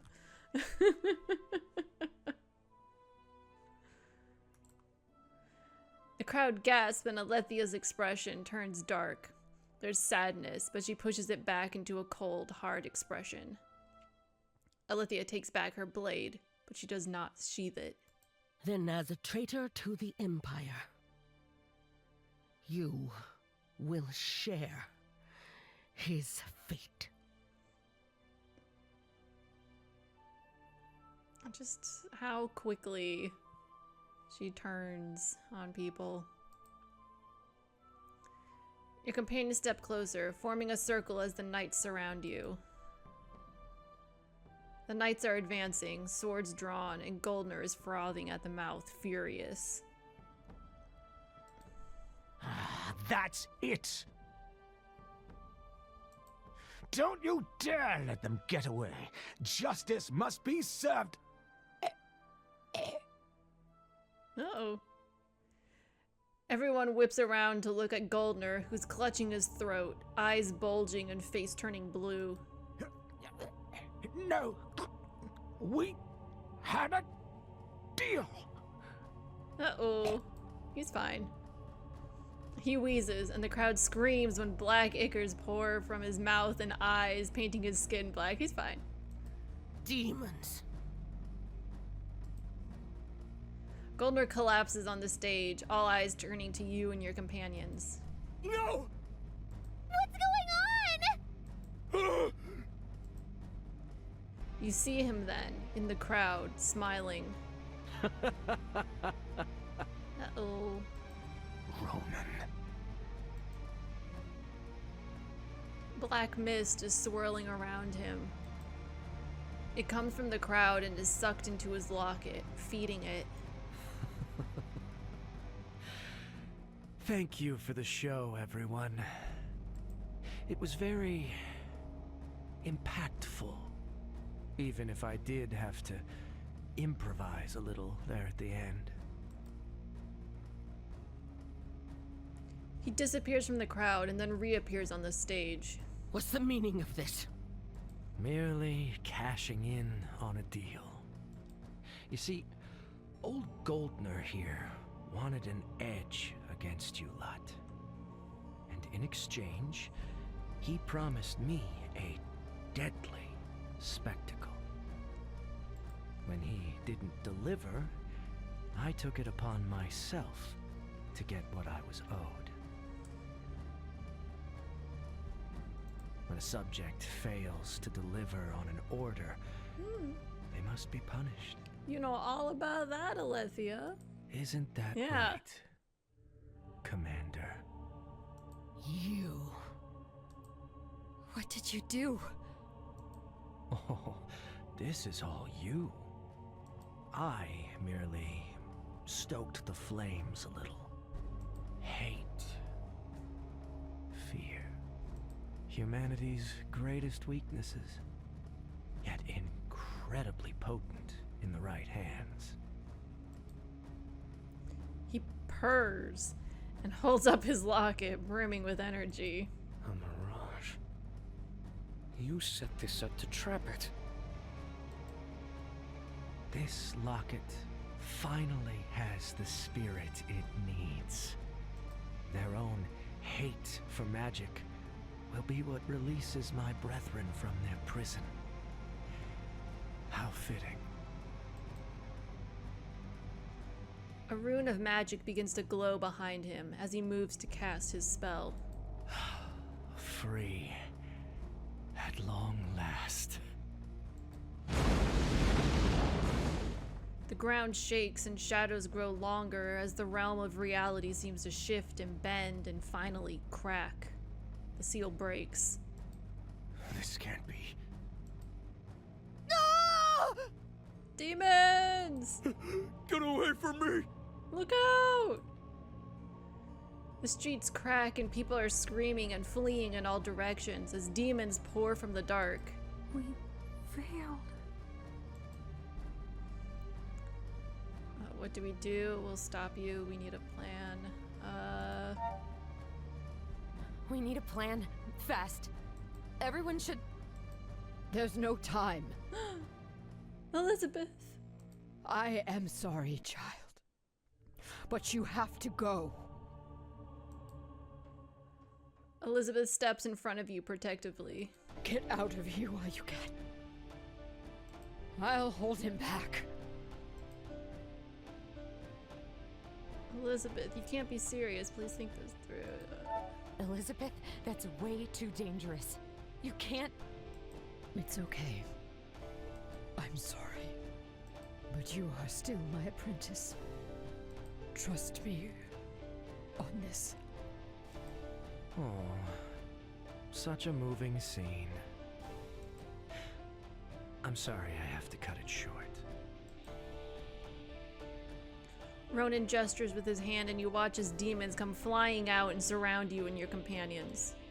I won't let you. Commander? Get out of here, Victoria. Someone must report back to Eridas what's happened. But... Elizabeth is right. I might not always have been the best teacher for you, but you're still my student. You were gonna kill her! I guess when it's not you doing it, then it's bad if someone else tries to kill her, but... Sorry, I'm ruining the scene. Take the alchemist and go! I only care about Elizabeth. I don't care about you. Understood. Elizabeth! Olivia. Don't think you can talk me out of this now, Elizabeth. I know. I wouldn't dare challenge you. Elizabeth throws a vial onto the ground and light explodes, making everyone stumble back, blinded. Come on! Mime grabs you by the hand, and you're surprised by the strength with which she pulls you through the crowd. Elizabeth isn't following you, instead throwing you a wink before disappearing into the smoke. You wind through the crowds of panicking townsfolk. It only takes a moment and you're swept away by the tide. Mime's hand in yours is the only thing keeping you steady as you make for the forest.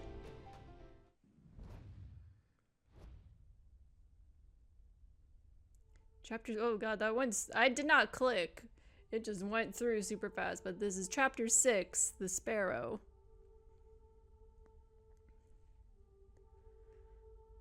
A very tense and explosive end to chapter 5. Library got burned down. We're completely separated from everyone we know, except Mime. Elizabeth is probably dead or about to die. And all the demons got let loose. You run and run until you can't run anymore. Ancient tree crowns stretch high above you, shrouding everything in darkness as Mime leads you forward. Everyone's gone. Lost in the chaos of your escape, the two of you now stumble through the forest alone. You trip and fall to your knees, and Mime crouches down in front of you, her big eyes wide with concern. Are you okay? Kit? Your choice will influence your personality going forward. Ooh, vengeance or despair.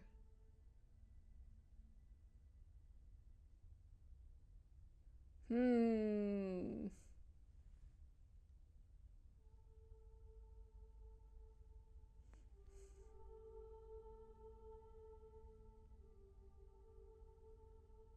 don't know. I just don't think we seem. I feel like we don't seem like vengeance. So I guess despair? I mean, neither of them sound like good.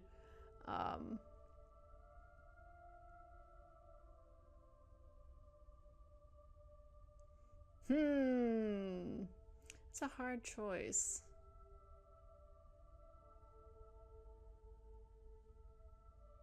Or maybe despair is like what we would have, how we would have responded at the beginning.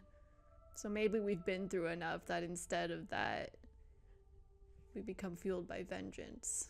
Or, I don't know if fueled is the right word, but just what we're feeling right now.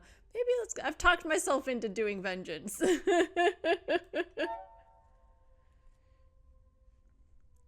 Your resolve solidifies, and your confidence swells into the burning rage of vengeance, filling your limbs with molten fire. That guy.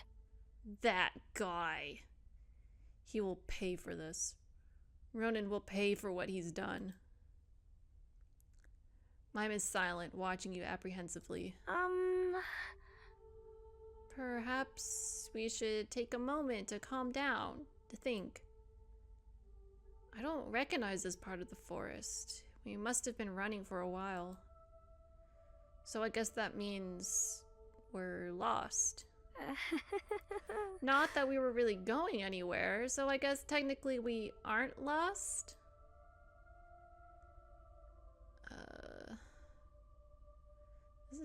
That's still bad.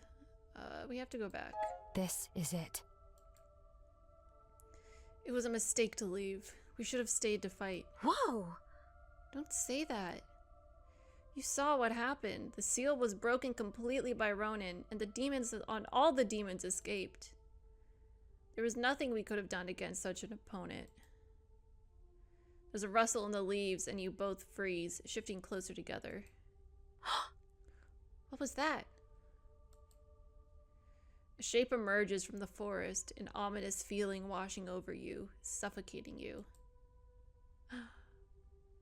You have felt powerful magic before, but the crushing presence of the shadow before you is unlike anything from this realm. Almost like it isn't mortal magic at all. The king of the forest. Mime breathes, and the being steps closer, and your breath catches. He's a tall being, much taller than any human you know. Dark, empty eye sockets of a deer skull stare back at you, and you shiver, terror running through your body. Could this day get any better? Oh, you're in for a bad time. Or, Mime, get behind me. Mime. I didn't really like any of those options, but that was the one I decided to go with. I dislike the other ones more. Oh, Mime, get behind me. You order and step in front of her, but Mime doesn't look as concerned as you. Instead, she stares at the frightening being with rapt curiosity. I wonder... It's okay. I don't think he means to hurt us. The deer god turns and motions for you to follow him down the path. Huh?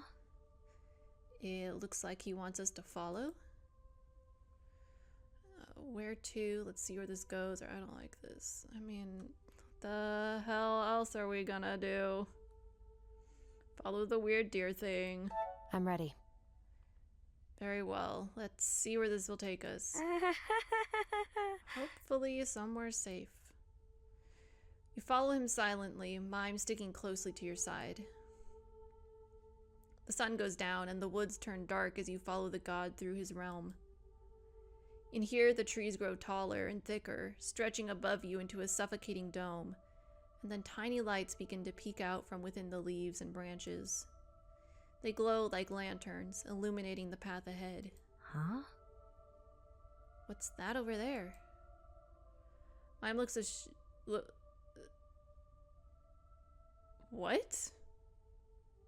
Looks sheed? Ahead. Okay, that's what it's supposed to say, ahead. Like, what the hell? What the fuck does sheed mean? Mime looks ahead in wonder as the deer comes to a halt in front of a clearing. Looking out, you see a small building nestled among the trees. An inn. Don't trust that! Don't trust improbable places that seem too good to be true when you're in desperate need of them, you know?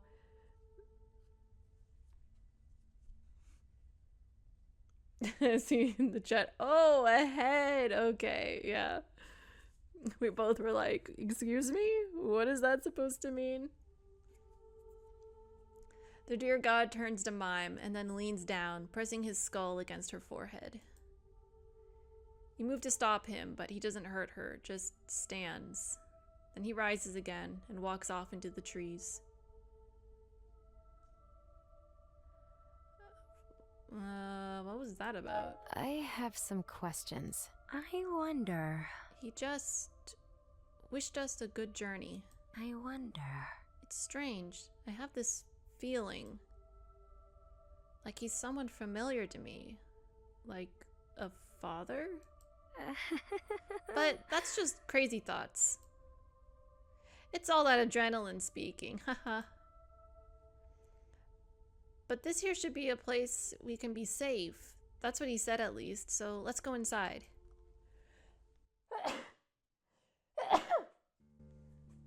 Excuse me.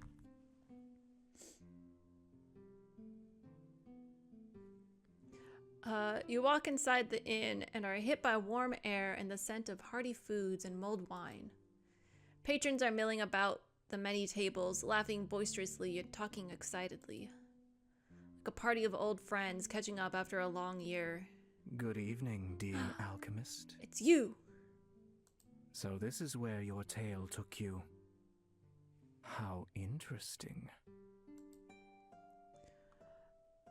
What are you doing here? It's good to see you. I need to get back. Oh, vengeful. I want to say, what are you doing here? What are you doing here? And where is here exactly? Taverns and inns are the sanctuaries of bards, not to mention our biggest sources of income and new story material. In the chat in all caps, it's that guy! Yeah, the bard. The guy that Michael owes a lot, apparently. I was just here to check in with another legend of mine. It seems her tale has finally come to a close, so I wanted to get all the final details.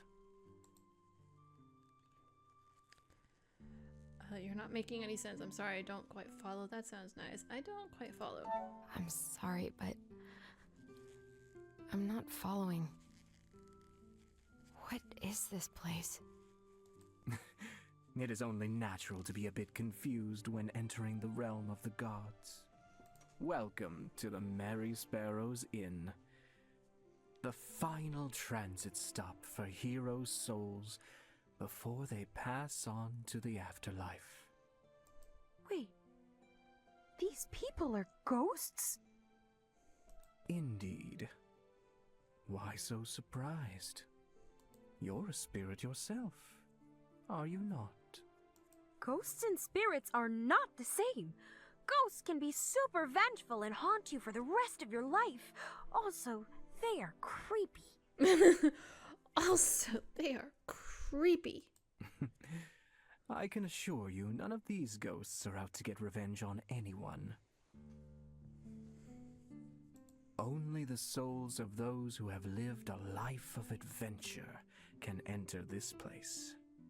The kind that has grand tales of heroism to leave behind. I can introduce you to some of them, if you'd like. I'm sensing a theme. Are we dead? You can't end. I was like, you can't end like this. It can't end like this. I have so much I need to do. I can't stay here. I need to go back. The alchemist is gonna turn into a vengeful ghost. There is a fire in your eyes that wasn't there before. I can only imagine something truly horrible must have lit it. You don't have to sound so, like, interested or excited about that while saying that. Just saying, my guy. Be careful you don't end up burning yourself. I can dispel that misunderstanding. You are not dead. While this is a place to celebrate the end of a long journey, the Sparrow does like to open his doors on special occasions. What does that mean? The heroes in this place have seen many things. Tragedy, triumph. They carry with them a well of knowledge. Sometimes, when a traveler like yourself stumbles, the wise words of someone who's been there before will put you back on the right path. If you wish, you may go see what knowledge they offer. Okay, we'll go through the questions. So, if these people We just went are over ghosts, this. what does that make us? Why is that an option? We just went over this. He just said we aren't dead. You're not dead, if that's what you're concerned about. I know. I'm sorry. I'm sorry that I asked that. The inn is a safe haven for heroes. Its doors are always open to heroes in need of a bit of guidance. And you, my friend, look like a lost soul if I've ever seen one. Thank you. Sparrow? Who is the Sparrow? That would be the innkeeper. He is a patron for all heroes' tales. One of the 3 gods of mortal stories. Mm-hmm. Three God. I guess we'll go Gods into it of again. storytelling? I've never heard about that before. I mean, few know about them these days, but the Empire's clutches can never reach them in here. I mean, didn't we? It's the sparrow, the nightingale, and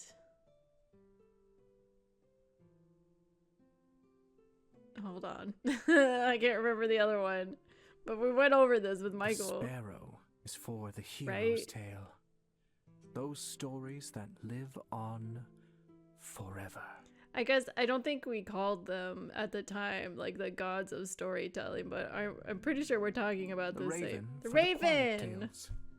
Those that will fade away with those who experience them. I thought it, and then I was like, nah, it's probably not. But it And is. finally, the nightingale, who watch over the storytellers, the bards, the artists, the mother sitting on the edge of her child's bed. Together, they watch over the death and legacy of all mortals in this realm. King of the Forest. We met someone strange who led us here. A man with a deer skull for a head. Do you know about him? The King of the Forest escorted you here himself? Oh, we're special. That is quite the honor. All right. What did you mean when you said heroes? Why don't you ask one yourself? Come, I'll make the introductions. All right, let's go. Rune takes you through the crowded tavern, winding through patrons speaking animatedly until he pauses in front of one who's distinctly quiet. The man is sitting by himself, sipping from his drink, smiling lazily at the merriment going on around him. Good evening, Rixus. Oh, Rune? Back for more wild tales, are you? Something like that. Rune nudges you forward. The alchemist here was just passing through and could use a bit of wisdom to guide her forward. Do you mind sharing a little?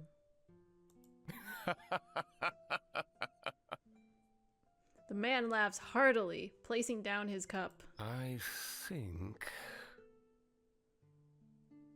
Oh, wisdom? I think you've got the wrong guy for that, but sure, I can tell the kid a story. I'm Rixus. Oh, happy to be of service, kid. A story? I don't have time for this, very reassuring. A story? What do you mean? Story? What do you mean by that? A curious one, huh? Let me tell you. You're here because your world just kicked you in the face, right? I've been there. Oh, believe me, I have. But I managed to pick myself up from the dirt. But you see... I never wanted to be a hero. I was living a quiet life as a merchant, trading wares near the port of Verstad, when I was falsely accused of committing fraud. The woman who framed me was another merchant who didn't much care for the competition from some nobody mage spawn. She had connections to a prominent blue blood official who easily swallowed the idea of my crime. I never stood a chance. I lost everything. Had to leave my home, my business, my family. Oh. How horrible. I think... It was a hopeless situation, indeed. I I was one commoner against a system that had deemed me a villain. Most sane people would have cut their losses and moved on, but I couldn't do that. Did you get your revenge? Sure. Oh my god! Okay. That escalated. You know, we just went through a lot. So I'll give Kid a pass, but tone it down a little bit. You went and took your revenge and killed the merchant? By the 7, no. Let me tell you. That tactic would have left me dead in the gutter before I'd even gotten close to the woman. No, when facing an opponent of such power, you have to use a bit more cunning. Let me tell you. I took all my anger and pain and let it drive me forward. I spent a year planning my revenge. Scheming, gathering intelligence, and training for the job I had to carry out. I entered the noble official's estate and relieved him of some accounting books he wasn't too keen on sharing. Dumped them on the doorstep of a rival noble, and then just sat back and watched as the vultures ripped him to shreds. As for the merchant, it turned out I hadn't been the first competitor she had been holding down with deceit and threats. Once she lost her connection to the elite, the other merchants turned against her. Turns out the allies you make by blackmail are not very loyal in the end. Revenge at last. Didn't want to get your hands dirty, or that seems fitting. I guess that seems fitting. That seems like a fitting end for the con man to be conned. Indeed. It felt great, not gonna lie about that. But once it was done, I noticed something even greater. The power of friendship. But you see... No. I think the thirst for revenge gave me a boost to pick myself up, but once I succeeded, it wasn't pain that kept me going. It was knowing that I had done something to prevent someone else from ending up in the same place I did. It's a simple kind of pleasure, knowing you've made a change to the world.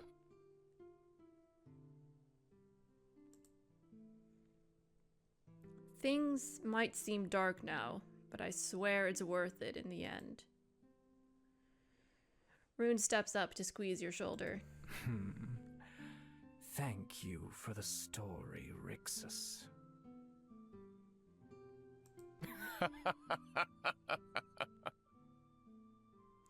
Anytime, buddy. He laughs, picking up his drink again, holding it up for you in a toast. Good luck, kid. I'll be looking forward to hearing your story once you return to this place. If he hasn't moved on from them by then, I assume. I don't know, maybe time moves differently. You leave Rixus behind, Rune smiling to himself as you head towards another corner of the inn. So this place is like a club for heroes? It's like a club for heroes. Indeed. They party in. I mean, they kind of are partying. Why would he want to share his story with us, though? What's the point? To reminisce, mostly.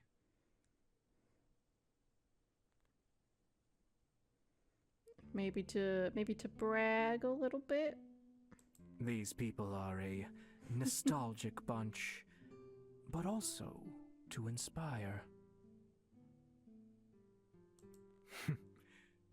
Come, there's someone else I'd like for you to meet. Rune walks up to a tall guy in finely polished armor. Darius, do you have a moment?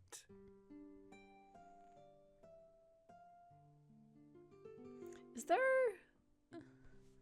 Darius sounds like such a familiar name in like a different fantasy property.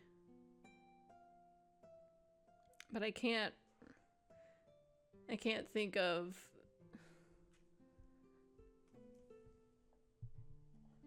what it might be from. He turns and your eyes widen. Reptile eyes stare back.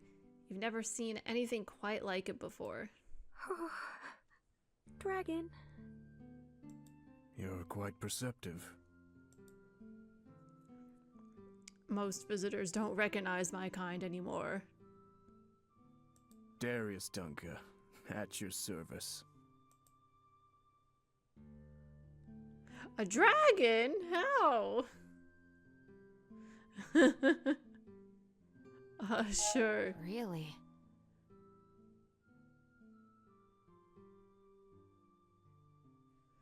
A dragon, but how? You're not supposed to be real. I mean, you're just... a legend?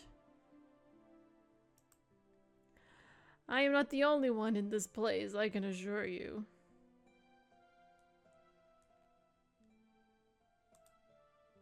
The dragon motions with his hand to a table behind you, where 5 people are sharing a laugh over cups of mead.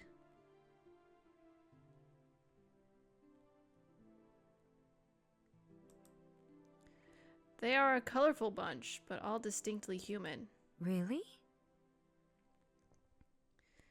These are your friends? But I thought humans and dragons were not very friendly. I mean... That is true. There was a great war, yes. The dragons did not like the emergent human race pressing at their borders, and so sought to end it. I disagreed with my people's decision, and changed sides to aid the humans. Huh? What happened?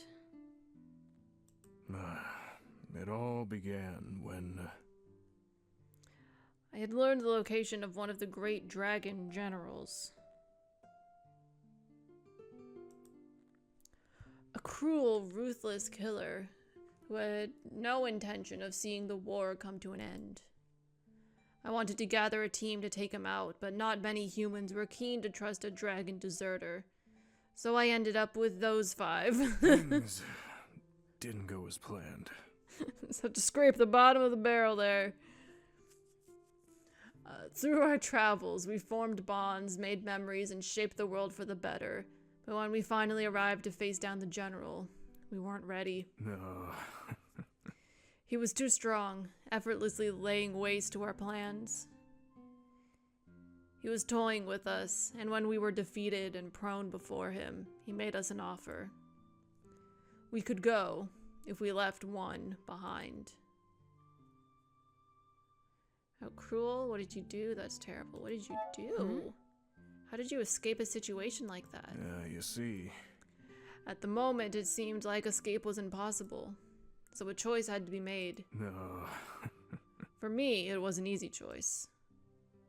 I was the one who convinced them to join me. I had to be the one taking the fall.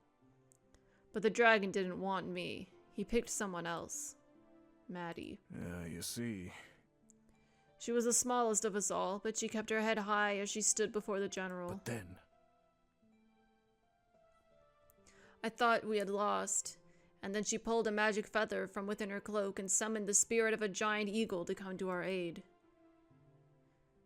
It was such an absurd and fantastical trick to pull, and somehow her defiance in the face of death, it inspired us. I and our other fighter, Mal, jumped onto the eagle's back, and from the air we fought with renewed strength. Wolfgar, bless his soul, cast spells to heal our wounds, and Mirsef created a distraction to draw the dragon's fire with illusions of hundreds of ravens. Finally, Uriala used a spell to create a giant magical fist that punched out the lights of our enemy. We won. Do we think that whole story was based on someone, like the person who wrote this, maybe an actual encounter they had in like D&D? Are we thinking that? That sounds crazy. It's quite the story. Your friends are crazy. Your friends are crazy. And here I thought my friends were special. Your companions sound absolutely crazy. They really are, and I wouldn't have them any other way. That day I learned to put trust in my friends. Sorry, I tried to say your line for you. Sorry. Their ideas may have been unorthodox and downright mad, but they saved me. Saved all of us. Thank you for the story, Darius. Anytime, Rune. The dragon bows his head and walks off towards the table with his friends. More laughter and cheerful conversation rise up from them. This is all pretty crazy. So all the heroes just live here? Eventually, the patrons of the inn move on to the afterlife. Some stay longer than others, but eventually, they all move on. Where do they go? Who knows? That's not my jurisdiction, as no one has ever lived to tell the tale. I mean, no one's ever come back to tell the tale, at least. How are you feeling?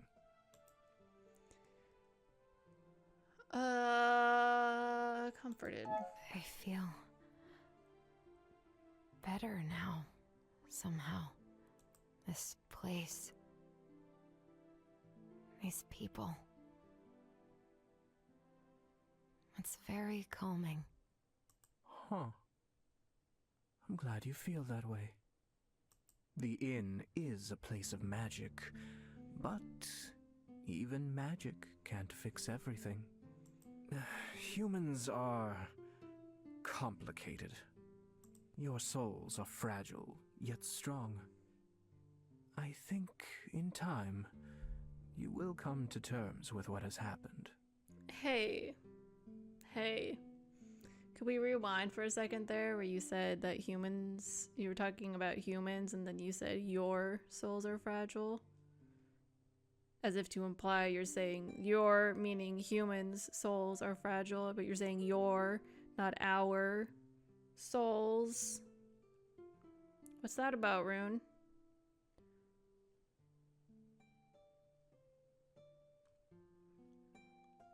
Maybe. Is Rune the sparrow? Actually? As for here and now, That's my theory. I think there's someone here who wants to see you. The bard takes you through the room to a table in the corner where a familiar face sits, sipping on a cup of tea. Child, how in Alethero's name did you end up here? I walked here, you tell me. Small detour.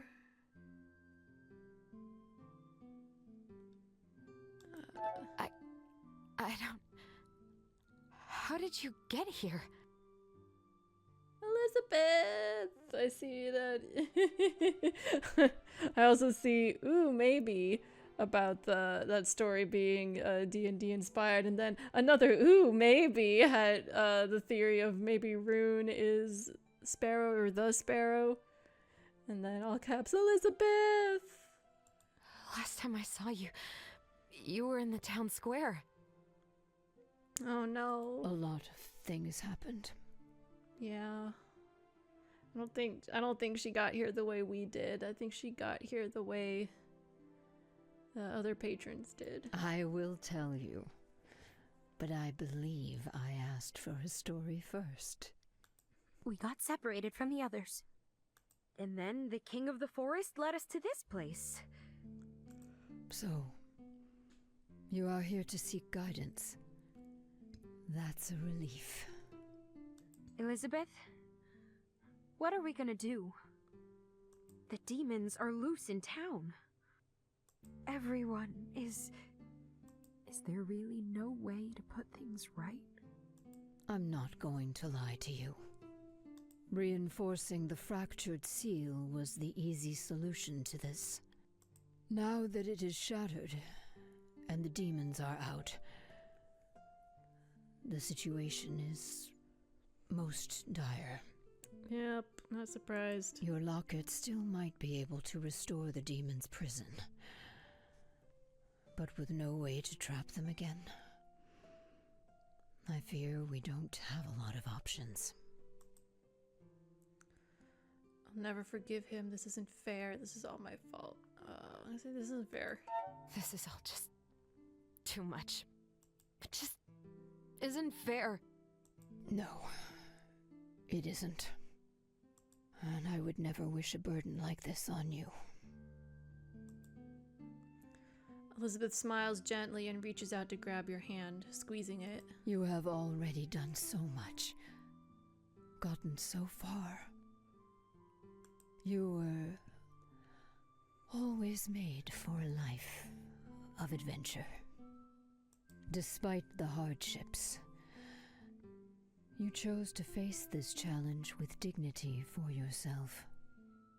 You accepted this burden without reservation. You still succeeded in keeping everyone safe. It's supposed to be, and even when you later doubted yourself, you still succeeded in keeping everyone safe. You gathered a group of extraordinary individuals, and together, you investigated this threat and came up with a plan to solve it. You earned their respect by leading with reason, and together, you became quite the team of heroes. You even fell in love. I'm not so blind that I haven't noticed. Okay, let's not go that. Let's not go that far. Where something is happening. Okay. Right now, the flames of vengeance are guiding your steps, and I understand it must be difficult to step back and assess the situation with a level head. However, I am so very proud of you. No matter how this turns out, your journey to this moment has been remarkable. What a brilliant alchemist you have become. Can we hug her? Let's cry. You try and fail to hold back the tears. You are welcome, dear. You're welcome for making you cry. You calm down and your chest feels lighter. There's still much to do. There's gotta be a way to put all those demons back where they belong. Going around and sealing the demons away one by one with a locket could take a lifetime. The amount of damage they could cause in the meantime is unimaginable. If only there were, like, a giant spirit locket we could use to seal them all away at once. What? Mime, you're brilliant. Mime, you're a genius. Mime, you're a genius. I am?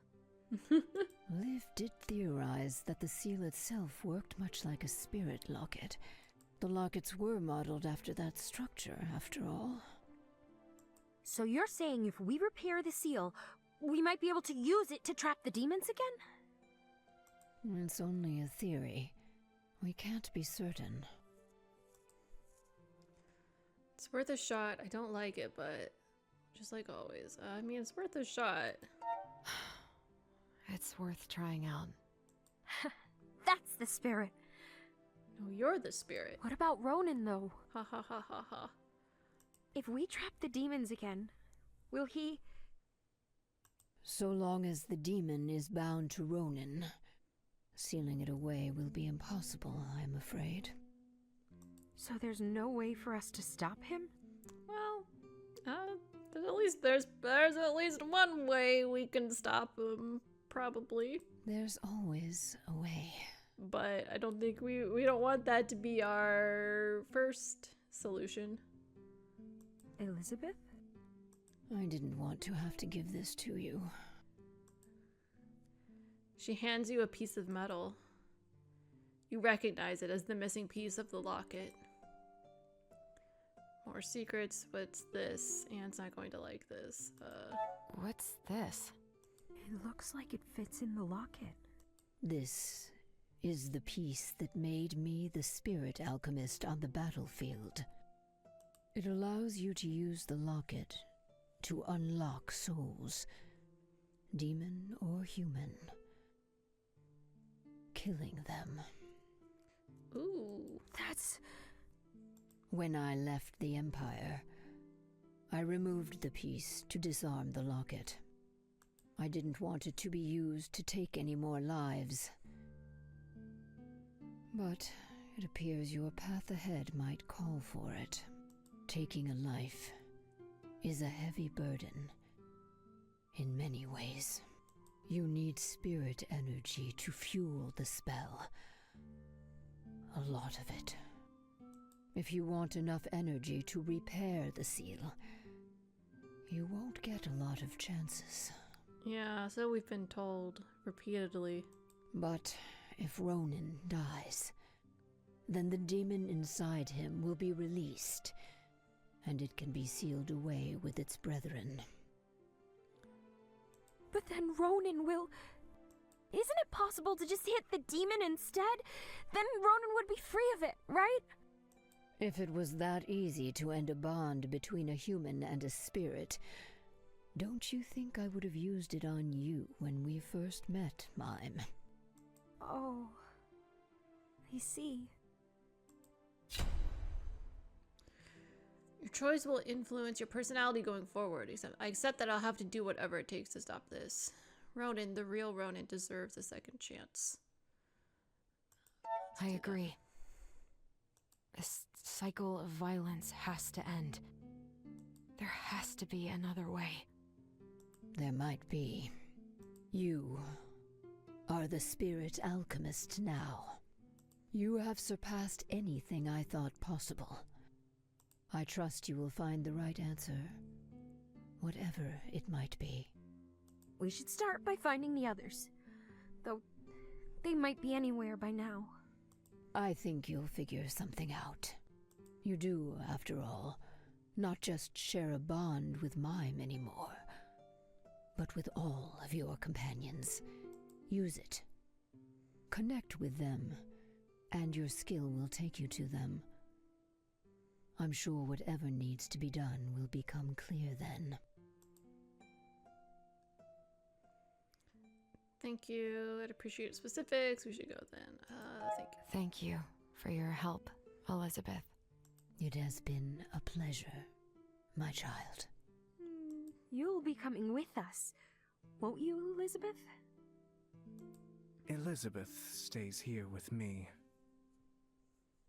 She still has not told me all the details of her grand adventure, and I am very curious. Wait, that means... Elizabeth, you're... My journey has come to an end, child. No. That is the natural way of things. After all, you don't need this old teacher anymore. Says who?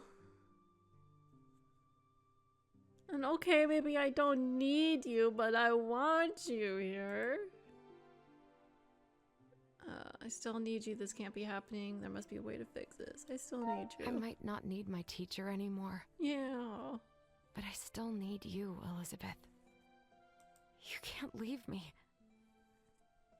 Not now. Child, you mean the world to me. Oh, my heart. You are family, never just my apprentice. And even if this is the moment that we part ways, I will never be far from you. I will be here, listening to the nightingale sing of the amazing tales that I know you have ahead of you. I am tearing up a little bit. And once your journey comes to an end again, I will be waiting. The memories of the people who helped us through life reside within you. That is a powerful thing. Use it. You always were dramatic. Thank you. I'll miss you. Thank you, Elizabeth. For everything. Thank you, child, for being the best apprentice an old alchemist like me could ever ask for. Now go. You have a world to save. Okay. She smiles and turns to Mime. Take good care of each other, my dear Mime. The spirit sniffles loudly, drying her eyes. Oh, okay. I promise. You pull out your locket and focus on the face of a dear friend of yours, reaching out with all your heart towards their spirit. And the inn and Elizabeth's smile fade away. I mean, we gotta do Caden first.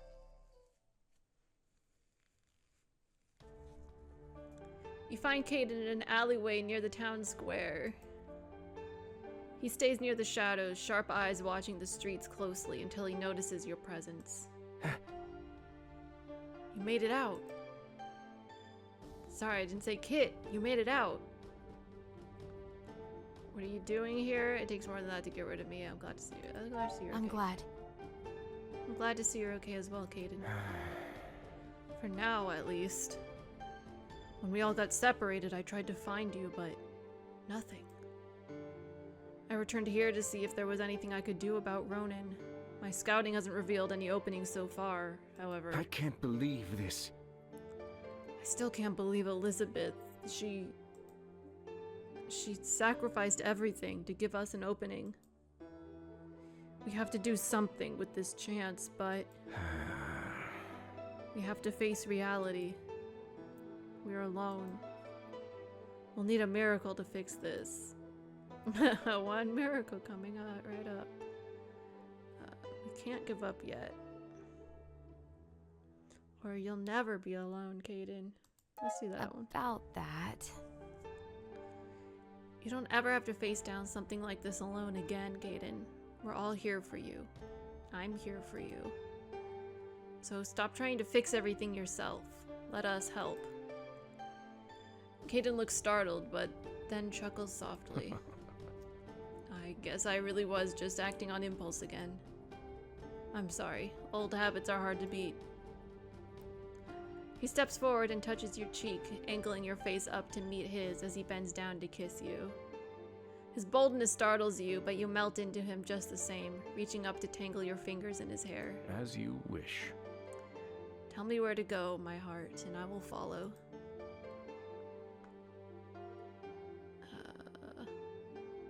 We'll get through this together.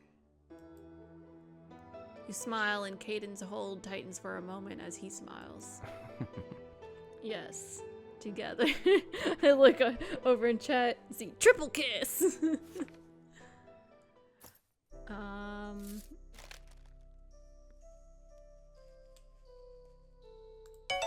Let's get Michael. You find Michael in the wilted forest, sitting underneath the very same tree where you first found him. He looks tired, haggard even, staring emptily out into space, and you approach cautiously.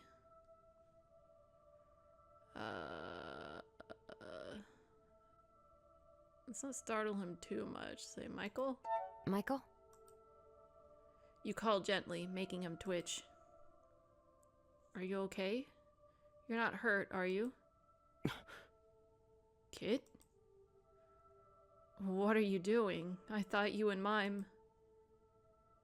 You shouldn't be here. I'm sorry. Ouch, it will end now. I'm sorry. I'm sorry. It wasn't supposed to happen like this, but I have a plan, and I need your help. Oh, really? A plan, huh? After all this, you still wish to help? At this point, I'm not sure if you're just actively seeking out your own doom. The library. It's gone. 1,000 lifetimes of work, burned up in flames. Huh. It's like the world is insisting on burning everything good right before our eyes. How do you even fight such hate? We can't give up yet. We'll fix this together. I'm scared, but...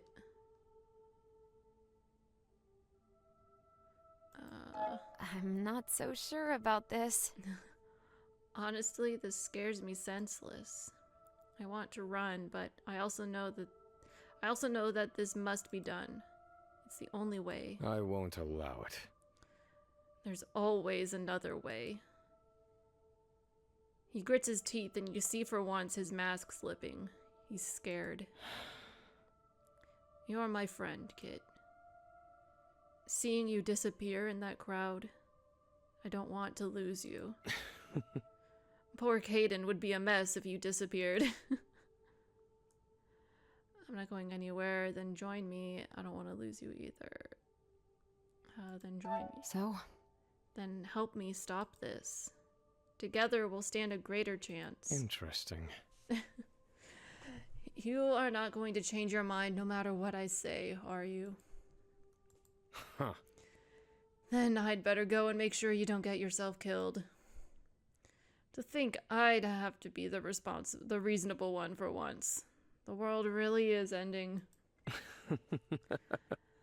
Let's gather our team of misfits and see this to the end, shall we? Yeah.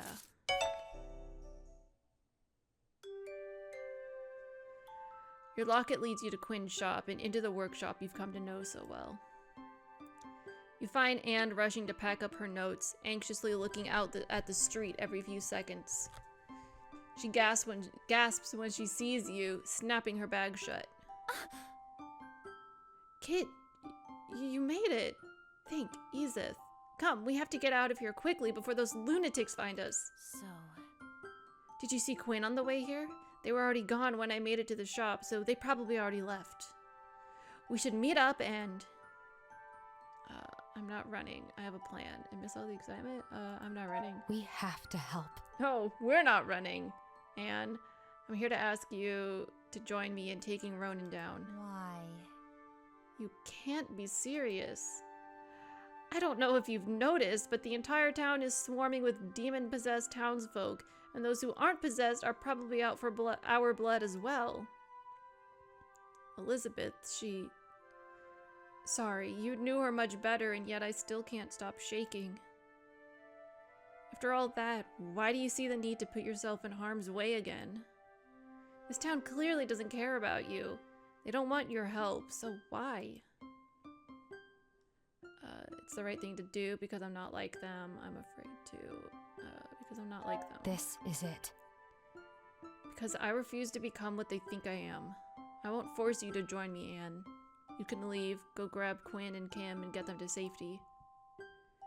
The mage huffs, running a hand down her face with a low groan. Alethra's mercy. Why do you have to be so stupidly brave? Thank you? Because I care? Who knows? Because I care. I have to help. Because I care, Anne. I don't want to live with the what-ifs. This place is my home. Fine, if that's how it is. Anne dusts off her skirt and adjusts her gloves. Then we'd better get to work. So... Now come on, let's go save this stupid town from certain doom. Alright. Almost there. The streets of Anemone Valley are in utter chaos. Fearful cries and roars of fury are all mixed together as frenzied villagers set their own homes ablaze. Oh my god. Attacking family and friends desperately trying to flee. Time to go. This way. Follow the street and get out of town now. Thank you. Hi. Victoria, what's going on? Ugh. You. What are you two doing here? Look. This place is going to be crawling with demon hunters any minute now, and they're going to terminate anything remotely magical within town, including you two. No one has to die. I couldn't run away. I'm a master of stealth. No one has to die. This is it. No one has to die. We still have time to set things right before the hunters get here. Within minutes? I can't believe this. You can't possibly be that naive. Look. The town is already lost. The knights are rounding up the villagers and holding them until the hunters get here. Right now, it's impossible to tell who's possessed and who isn't, so once they arrive, it will be a complete massacre. Oh, really? So, you're just going to give up? That doesn't seem like you, Victoria. That can't be. Michael? I thought you'd be halfway across the continent by now. I might have been if Kit hadn't stopped me. Running away does seem like the rational reaction to nearly having your head chopped off. Look. But being rational never was my forte. I'm sorry.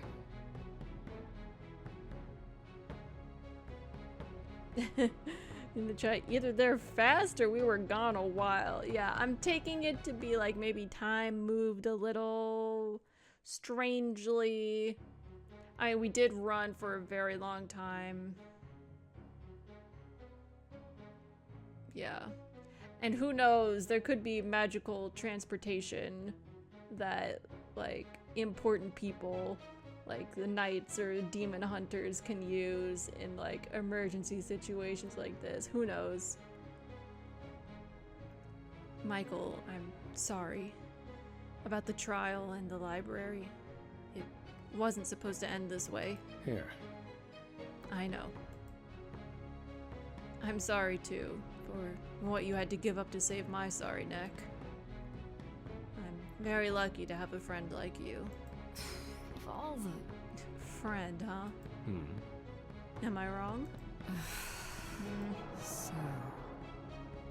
So, did you all come here to get all emotional on me? Or does someone actually have a plan? Exorcism. Somewhat. Possibly. Exorcism. So? Oh, that's not... No? No. That's not what we're gonna do. I mean, the main plan is the giant spirit locket.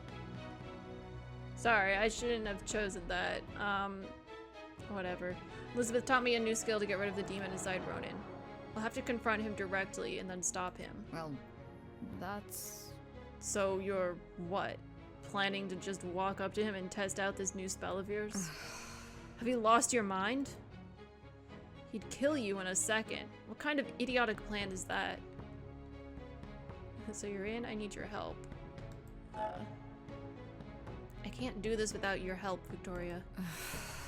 The woman sighs. Ugh. Why me? Curse it all. I'm already doomed, so might as well go all the way. You clearly are going to get yourself killed if I'm not around to help. Let's go!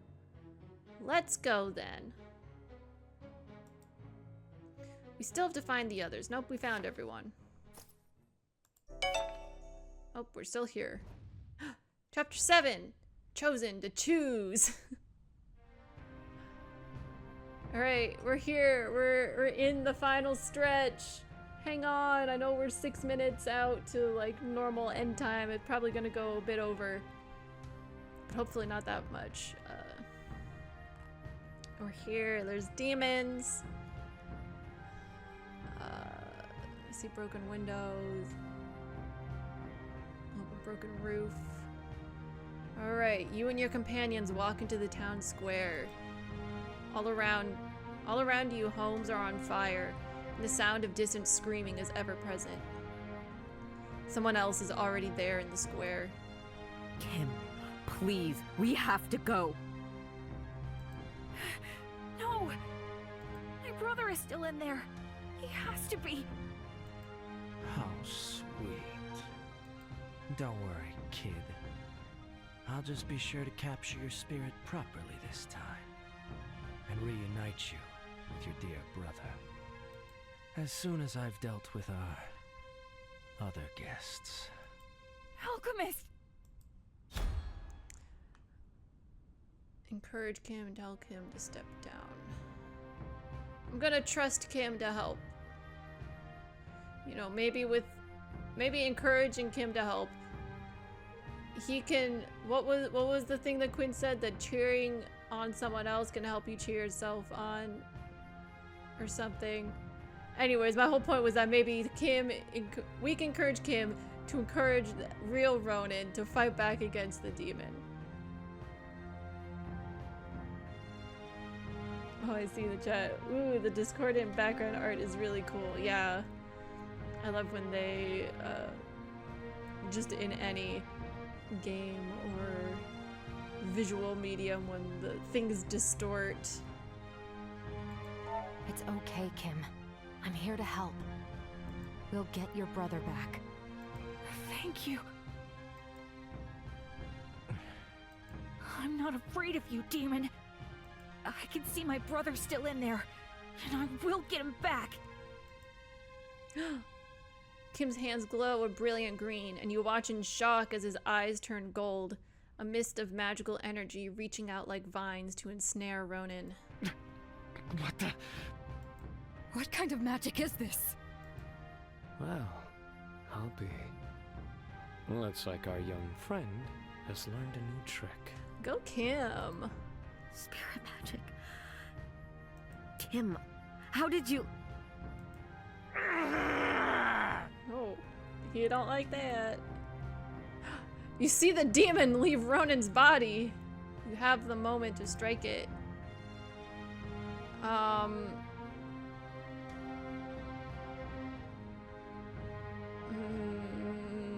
worried that if we strike it, it's still gonna kill Ronan, so... Come on, Kim. You got this. I'm not gonna give up on you, brother. I know you've taught me that magic is to be feared, but I've learned that magic isn't wrong or evil. That if I use it right, then it can save people. So I'm going to use it to save you. I'm gonna put you back in control. So show me you really are my great brother who won't bow down to a demon. There's a flash of light and the echoing scream of a demon's roar.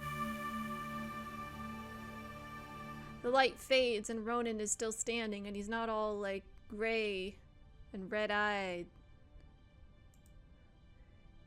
He looks up, eyes clearing. Kim? Ronan! Kim rushes over and throws himself into Ronan's arms. The tall man holds him tightly, like the world might snatch his brother away if he loosens his grip. You stupidly reckless little... What were you thinking? I could have... I almost... The man grits his teeth as he holds his brother close. I'm sorry. So sorry. You all watch from afar as the two brothers are reunited at last. This is... You did it? We removed the demon? You see... No, it's still there. But Kim somehow put his brother back in control, so he should be safe. For now, at least. Got it. That's one problem taken care of. Let's see. We still need to get rid of all these unwelcome guests. See in the chat. Yeah, Kim! No biggie. Better get started. I just hope this works. Better get started. This is it. Time to seal up that rift and get all those demons back in their prison. Right. We can do this, Kit. Wait. Ronan has composed himself somewhat and joins you, though his hand never leaves his brother's shoulder. There's something important I think you should know. When I was under that thing's control, I got a good glimpse into his mind. I know it's hard after everything I did. But he was trying to protect someone dear to him. Just like I was. What do you mean? Those demons. They've been trapped beneath the earth for so long. They're furious, of course, but they're also frightened, in pain.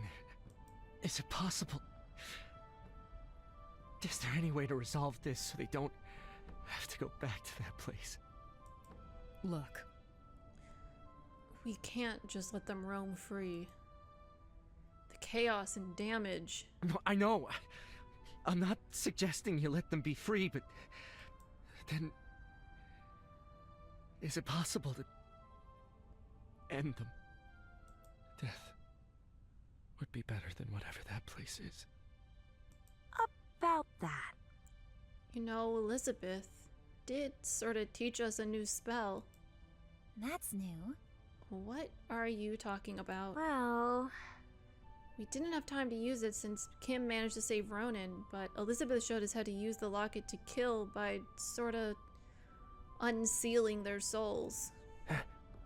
That's... How curious. That old alchemist really was full of secrets, wasn't she? It's quite costly though, so it's probably not useful, really. This is amazing. That's it. Huh? So... we can use your new skill to get rid of the demons for real. No sealing them away like another bomb beneath the town, but permanently gone. Really? Mime, we already know that the seal is a giant spirit locket. I also see, shout out to Ronan's VA, by the way, yeah. I think he was also that first dude that we talked to in the tavern. Like, am I crazy? I think they sounded similar. He didn't talk a lot as that guy. But I know that, like, the main actors also did, like, the additional voices for those minor characters.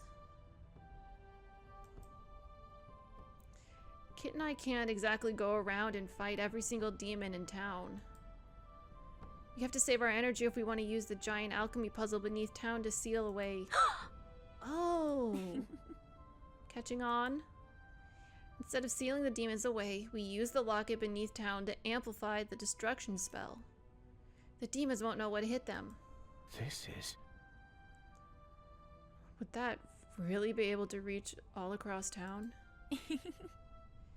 If it works for the sealing spell, then surely it will work for this destructive spell too. Though...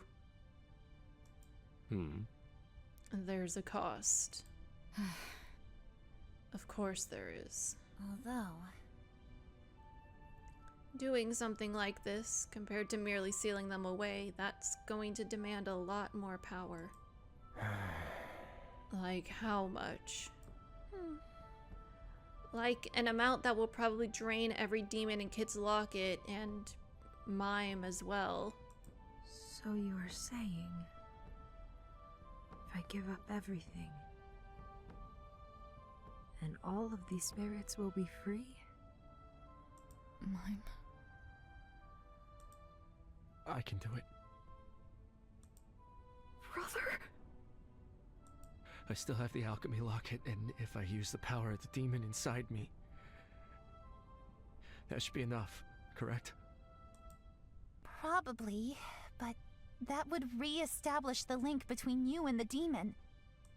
There's no way you would be able to keep him out, and then I don't think you'd survive that. I am responsible for all of this. If I hadn't interrupted the Outlander, if I hadn't let this demon inside, then the seal wouldn't have broken in the first place. I have to set things right. Oh no! How will you deal with the demons? Ronan sacrifices himself. Mime should sacrifice herself. Or we're gonna go with the original plan and seal them away instead of killing them. Ugh!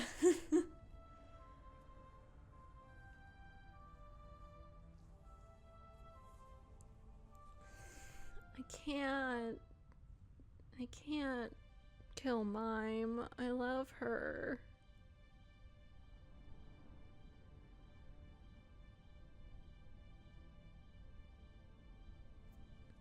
I think we're gonna go with... I'm so sorry, Kim. But he's volunteering. It feels weird saying Mime should do it when she didn't say, I'll do it.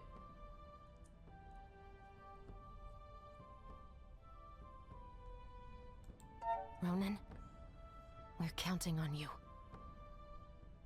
And I don't want to just seal them up again because... yeah, it's just, the same thing's gonna happen later, and, like, yeah. In this case, that is a fate worse than death. Thank you. No! It isn't fair! I just got you back! You can't! I know. I'm being a shitty older brother.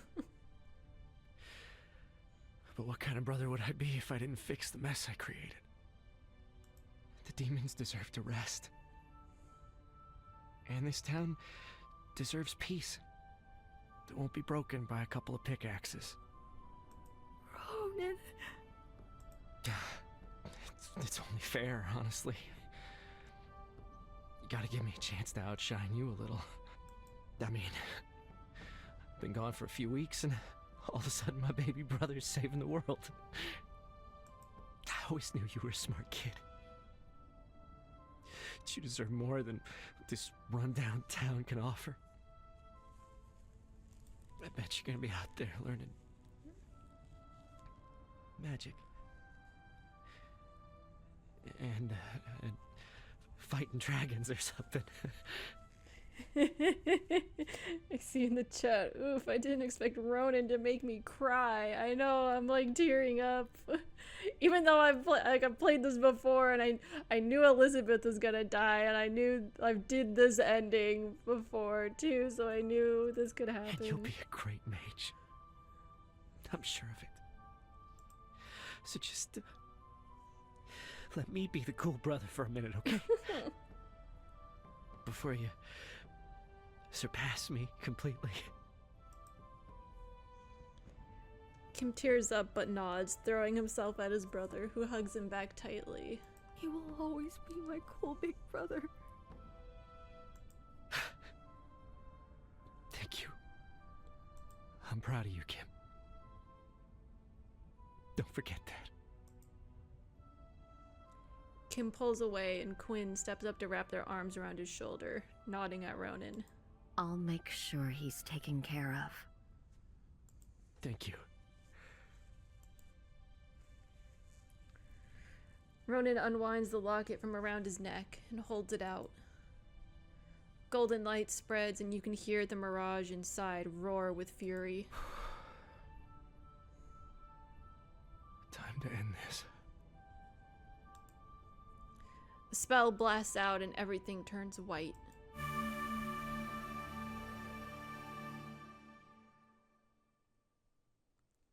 And so the spell swam through the city, releasing the townsfolk from the demon's hold and setting the spirits free at last. Anemone Valley woke up to a fresh start, and once the demon hunters arrived, they found no traces of magic left behind.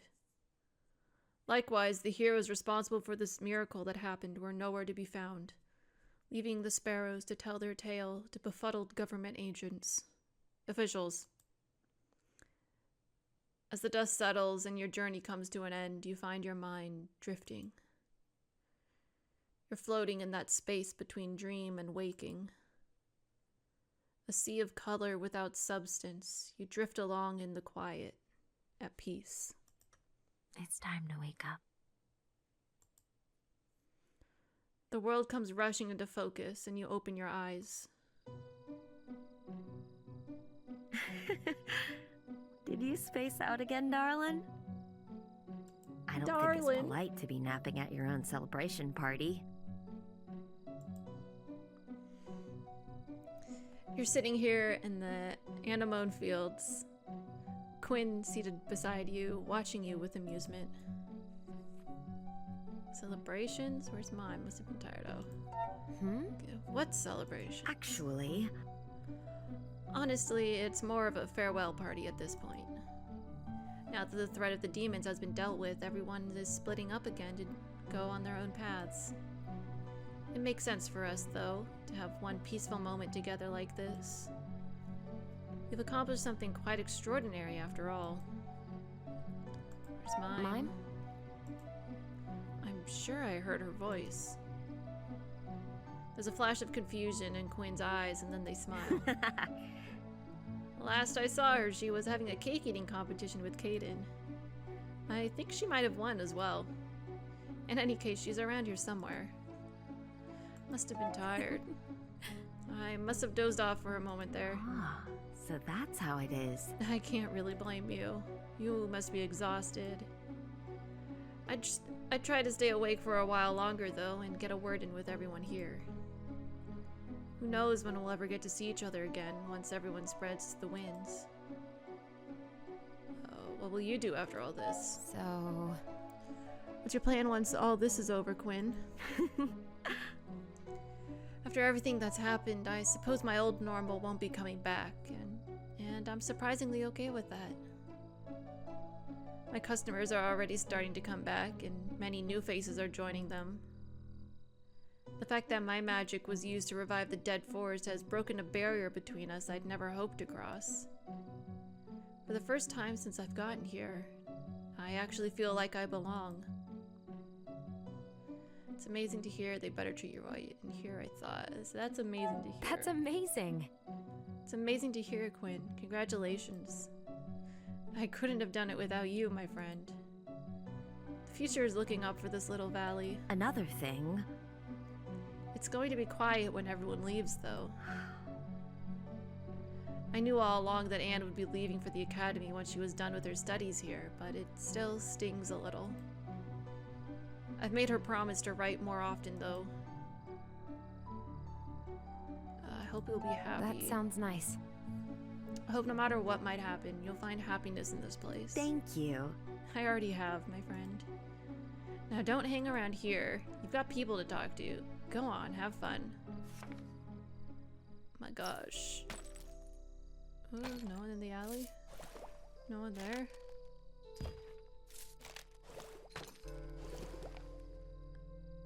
I guess we'll save those for last. I don't know what's possibly there. Let's go talk to Mime. Hi! Over here! I saved a cake for you. There were multiple? You sit down with Mime among the anemone flowers, and she smiles brilliantly. With everyone talking about their plans for leaving, it makes me feel a little sad. I've made some amazing friends here, but now we have to part ways? It seems unfair. That's life. We'll see them again. You and Victoria? Say we'll see them again. About that. We'll see each other again. I'm sure of it. Got it. That's a nice thought. You know what? That makes me feel better. It's not for a while. It's see you soon. I do find it kind of interesting what sort of adventures we might get into in the future. Being stuck with you is certainly going to ensure that I never get bored. I'm looking forward to it. We'll find another way I could do it boring. Let's say I'm looking forward to it. I wonder. I'm looking forward to the future ahead. The sneaky duo and our grand adventures. Are we sneaky? You. Oh, We got a hug, Sprite. Oh, they're so cute. Oh no. Thank you, Kit, for being my friend through all of this. I'm grateful for everything.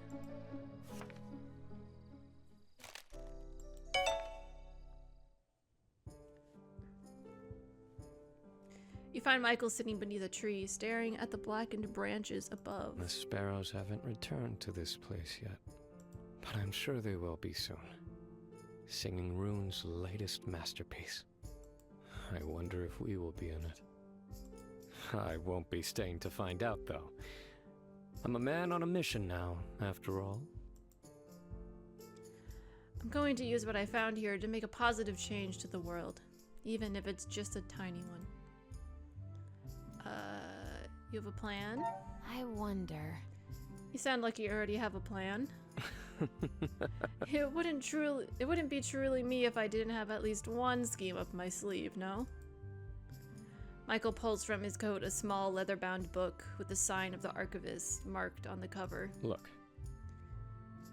Please don't mention to Victoria I saved this. I fear she might be rather cross with me. It's not much, but it is a start. Somewhere for me to begin this new mission of mine to hold the Empire accountable. I mean, sure, there's no set deadline, but I do finally feel a sense of purpose. I'm still getting used to that. It suits you. Don't mess it up. You can do it. It suits you. That's great. Being driven by a goal suits you. I hope you stick to it. Let's see. I have a feeling I will, or else a disgruntled alchemist might come and knock me back to my senses. You've been a most trusted friend through all of this. I'm grateful for your help. I'm grateful too. I'll say we'll see each other again. About that. I'm sure our paths will cross again in the future. I look forward to it. Let's see, Anne. You find Anne sitting in her chair, furiously scribbling away in a notebook. Just a second. I need to get these final thoughts down. I just got a sudden inspiration for a new angle to my research. Since I can't use the findings I've completed here as a thesis, I better get started on a new project. She's not gonna write about these in this dangerous magic. Yeah, something less dangerous. Thank you, Anne, for keeping this a secret. Actually... Don't thank me. You were right. This sort of knowledge would be unwise to publish with so many people out there ready to exploit it. It's strange, but I'm actually also looking forward to traveling a bit more, getting to see more of the continent in my search for a new angle. After having faced down demons, coping with a few dismayed villagers seems like a walk in the park. So much has happened since I arrived in this town. When I think back on it, I'm horrified that I let myself get dragged into this mess, but some other part of me is grateful. I don't think I'm the same person I was when we started out, but I like this new me. Modest, too. You've done great. I'm glad. You've done great for yourself, Anne. I'm looking forward to seeing where you go from here. You and me both, my friend. I have to write down the rest of my notes before I forget what I was thinking about. I'll see you later, Master Alchemist. She called us Master Alchemist. We'll save Caden for last. And whatever those two places were. I see you're done napping. How did you know I was napping? You were way over here. I am honestly at a loss for what will happen next. I'm no longer bound to the Empire, but I still wish to change the system. I mean, like, maybe you and Michael could team up? Just a thought? Perhaps I'll pull some strings, take a page out of Michael's book, and work from the shadows. As long as I get to do it my way. Looking forward to seeing it. That's great. I'm looking forward to seeing you turn the Empire upside down. This is the plan. I will make a difference. You have my word. I almost can't believe we actually did it. It's hard to believe that in the end it was Ronan himself who saved us. I see. He did it all to give his brother a brighter future. He was an admirable man despite it all. Indeed. To love someone so much, but also finding it within his heart to empathize with the demons that brought him so much pain. He was a remarkable person. But I'm sure you still have much to do before the day is over. Go on. Don't let me keep you.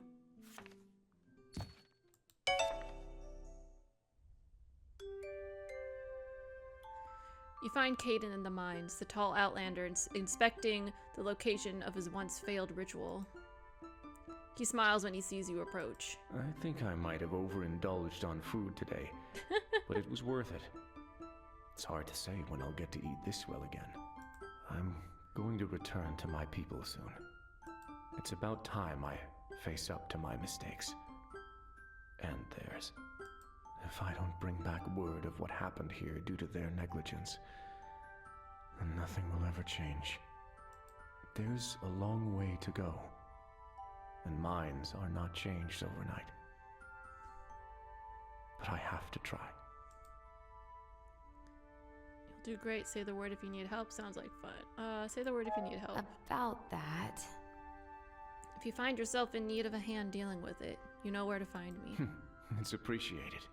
I appreciate you saying so. A friendly face might be worth a lot once the elders are done with me, but I'm sure it will be fine. It is quite an achievement we've made. How are you holding up with all this? How are you feeling? Relieved, a little empty. I'm happy with what we've accomplished. Relieved. I'm relieved that it's over. That makes sense, given everything we've been through. I pray that mercy will allow you a moment of respite now. You deserve it. Actually... As for what happens after, I was wondering if you would be willing to return with me. Mime as well, of course. I can't exactly say what will happen once I return, but I do know that I would much rather face it with you by my side. Charmer, always. Go with you anywhere. Say always. Of course I'll go with you, Caden. I'm here for you, whatever you may need. Your answers always seem to catch me off guard. Thank you. I'm not sure what the future might bring, but I am looking forward to it all the same, with you by my side. Let's save home for last. What's in the alley? Who's in the alley? You find Kim standing off to the side alone, staring out into the forest with a faraway look in his eyes. Hi, Alchemist. Sorry, I was a bit lost in thought there. I still can't believe that he's gone. I'm so sorry. He was very brave. I'm sorry. I'm so sorry for your loss, Kim. It's okay. It still hurts so much, but I'll be okay. I have to be. Ronan sacrificed himself to save all those spirits, to save me. He became a hero. Now it's up to me to do something with what he's left behind. Look. I'll go to the academy and become a great nature mage who can save spirits and humans alike, just like him. I'm glad I got to see you one last time before I leave, Kit. You'll do great. Don't get into trouble. Take care. You'll do great. About that. I'm sure you'll do great, Kim. Thank you. I'll do my best. Actually, honestly, I'm starting to look forward to it a little bit. I might even make some new friends there.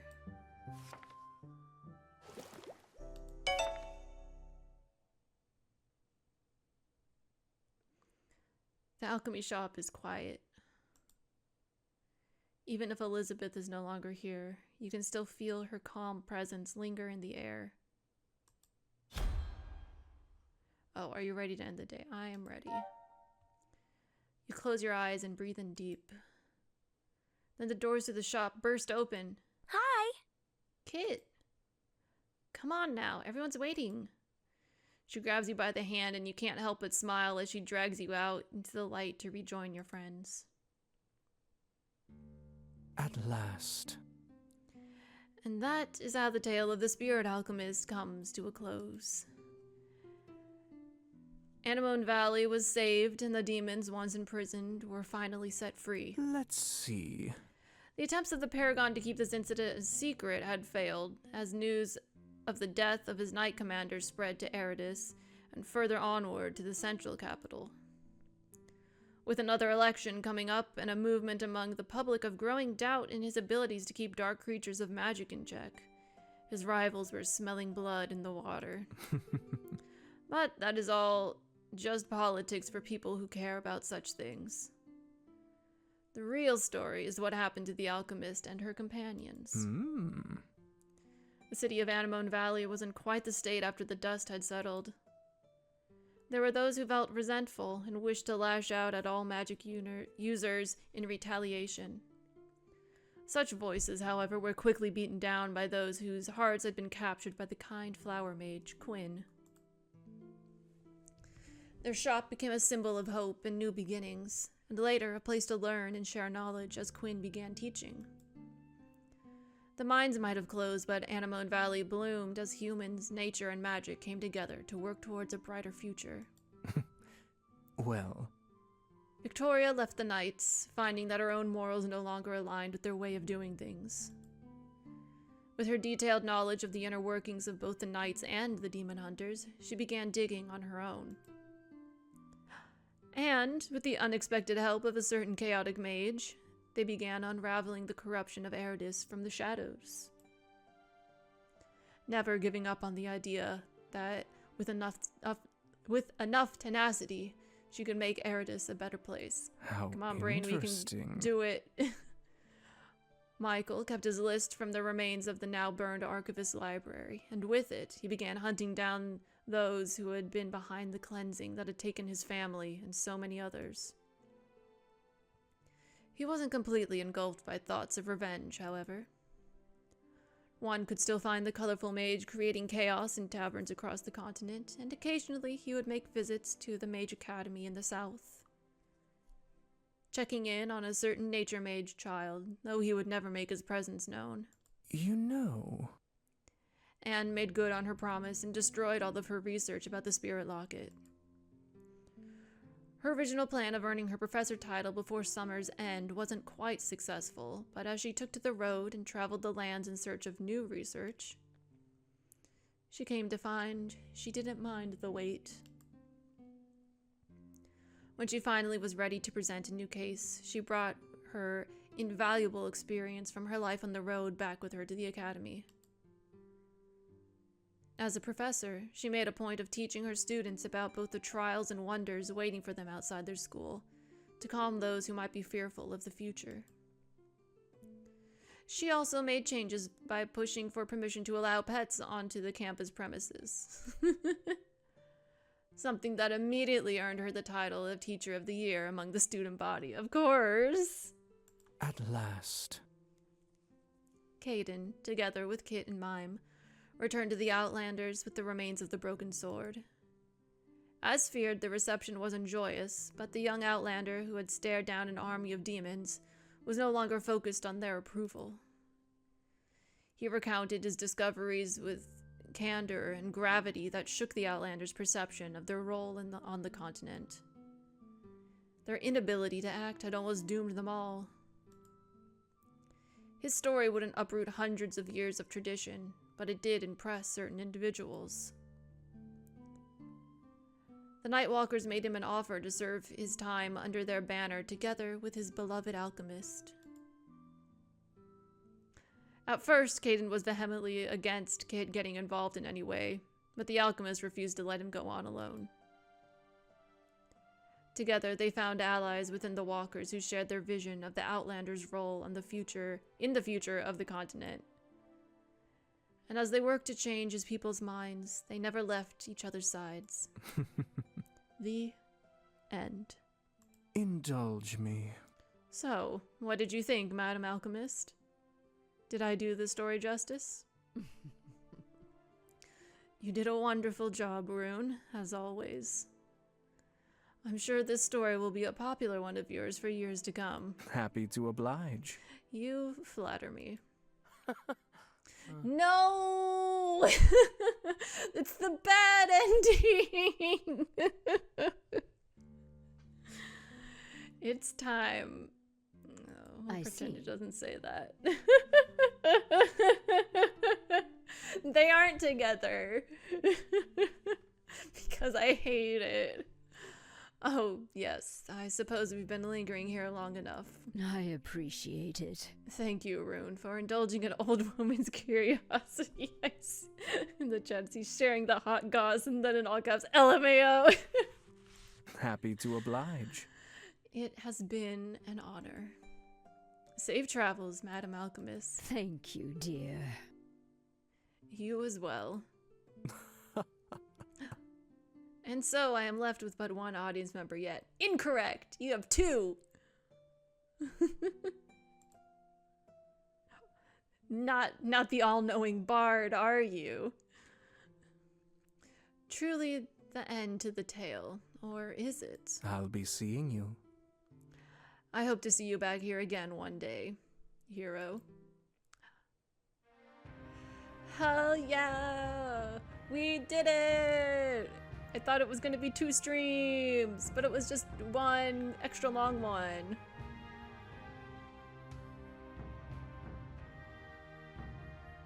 Amazing.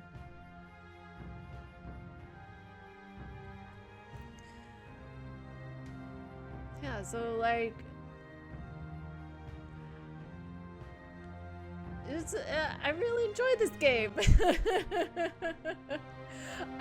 I'm trying to like put my thoughts together on it.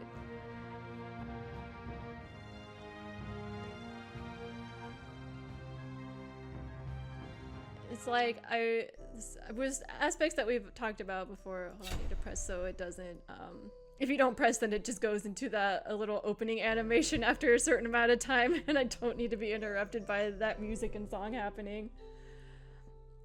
But yeah, just I love the I really enjoyed the puzzle mini game and how they bring it back in different aspects, but changing it a little bit, but it's like the same basic concept. So of course the main thing is the alchemy, mixing potions, but then like with breaking into Goldner's safe, or when we're trying to seal the demons. And then there was like another thing we did and that I can't remember what we were trying to do. But there was another version of it. So I like how they like implemented that and then reused it so it wasn't like 5 different mini games, you know, with like completely different mechanics. I also appreciate like the tone indicators for what you're gonna say. I like the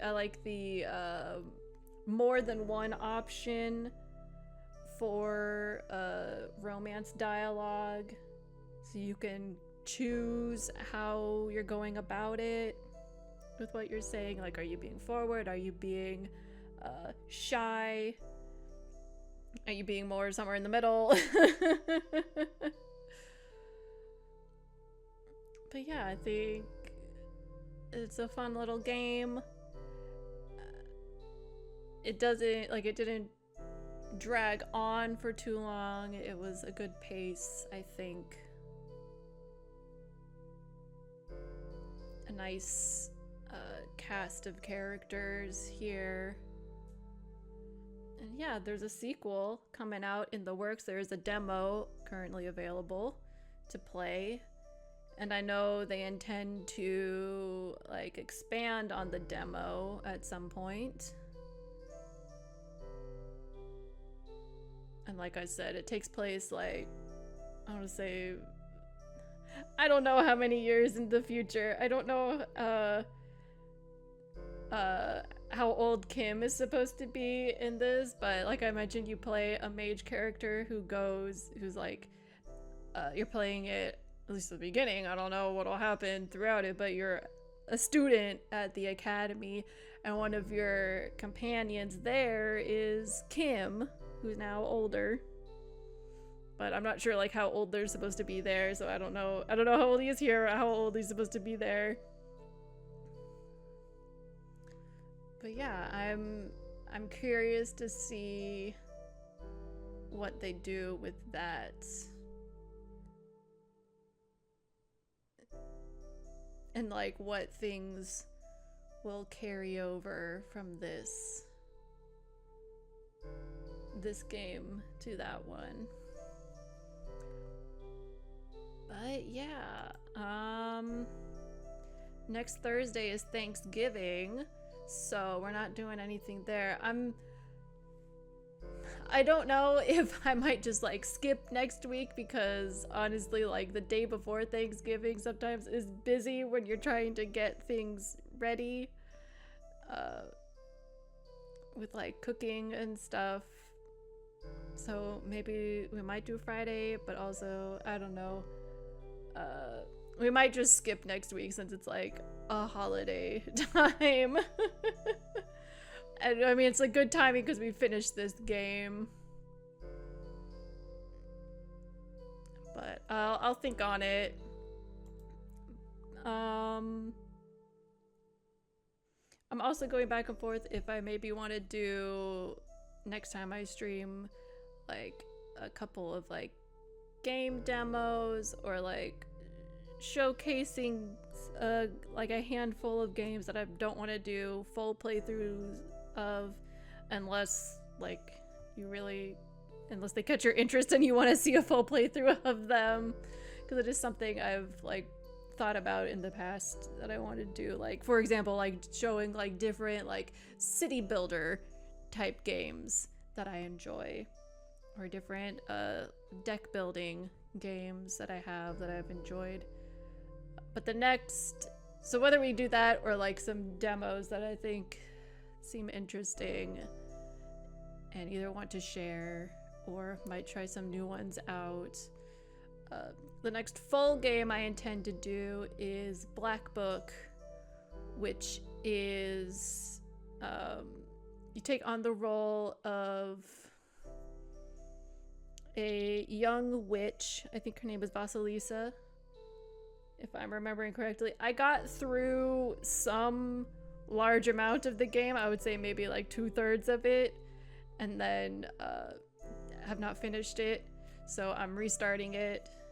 So it's mostly a replay, but there's some new stuff for me. But anyway, so the story is that she has just lost her fiance, her betrothed. He has died, so she makes a deal with the demons to become a witch, and so she can progress through that and eventually hopefully bring him back to life. So it's a lot of old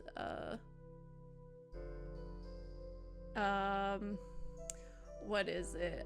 I'm blanking on the region. Hold on. Give me 1 second. You know, I'm gonna why can you not find Steam? There we go. Hold, please. I'm just gonna read what it says, like, on the game page.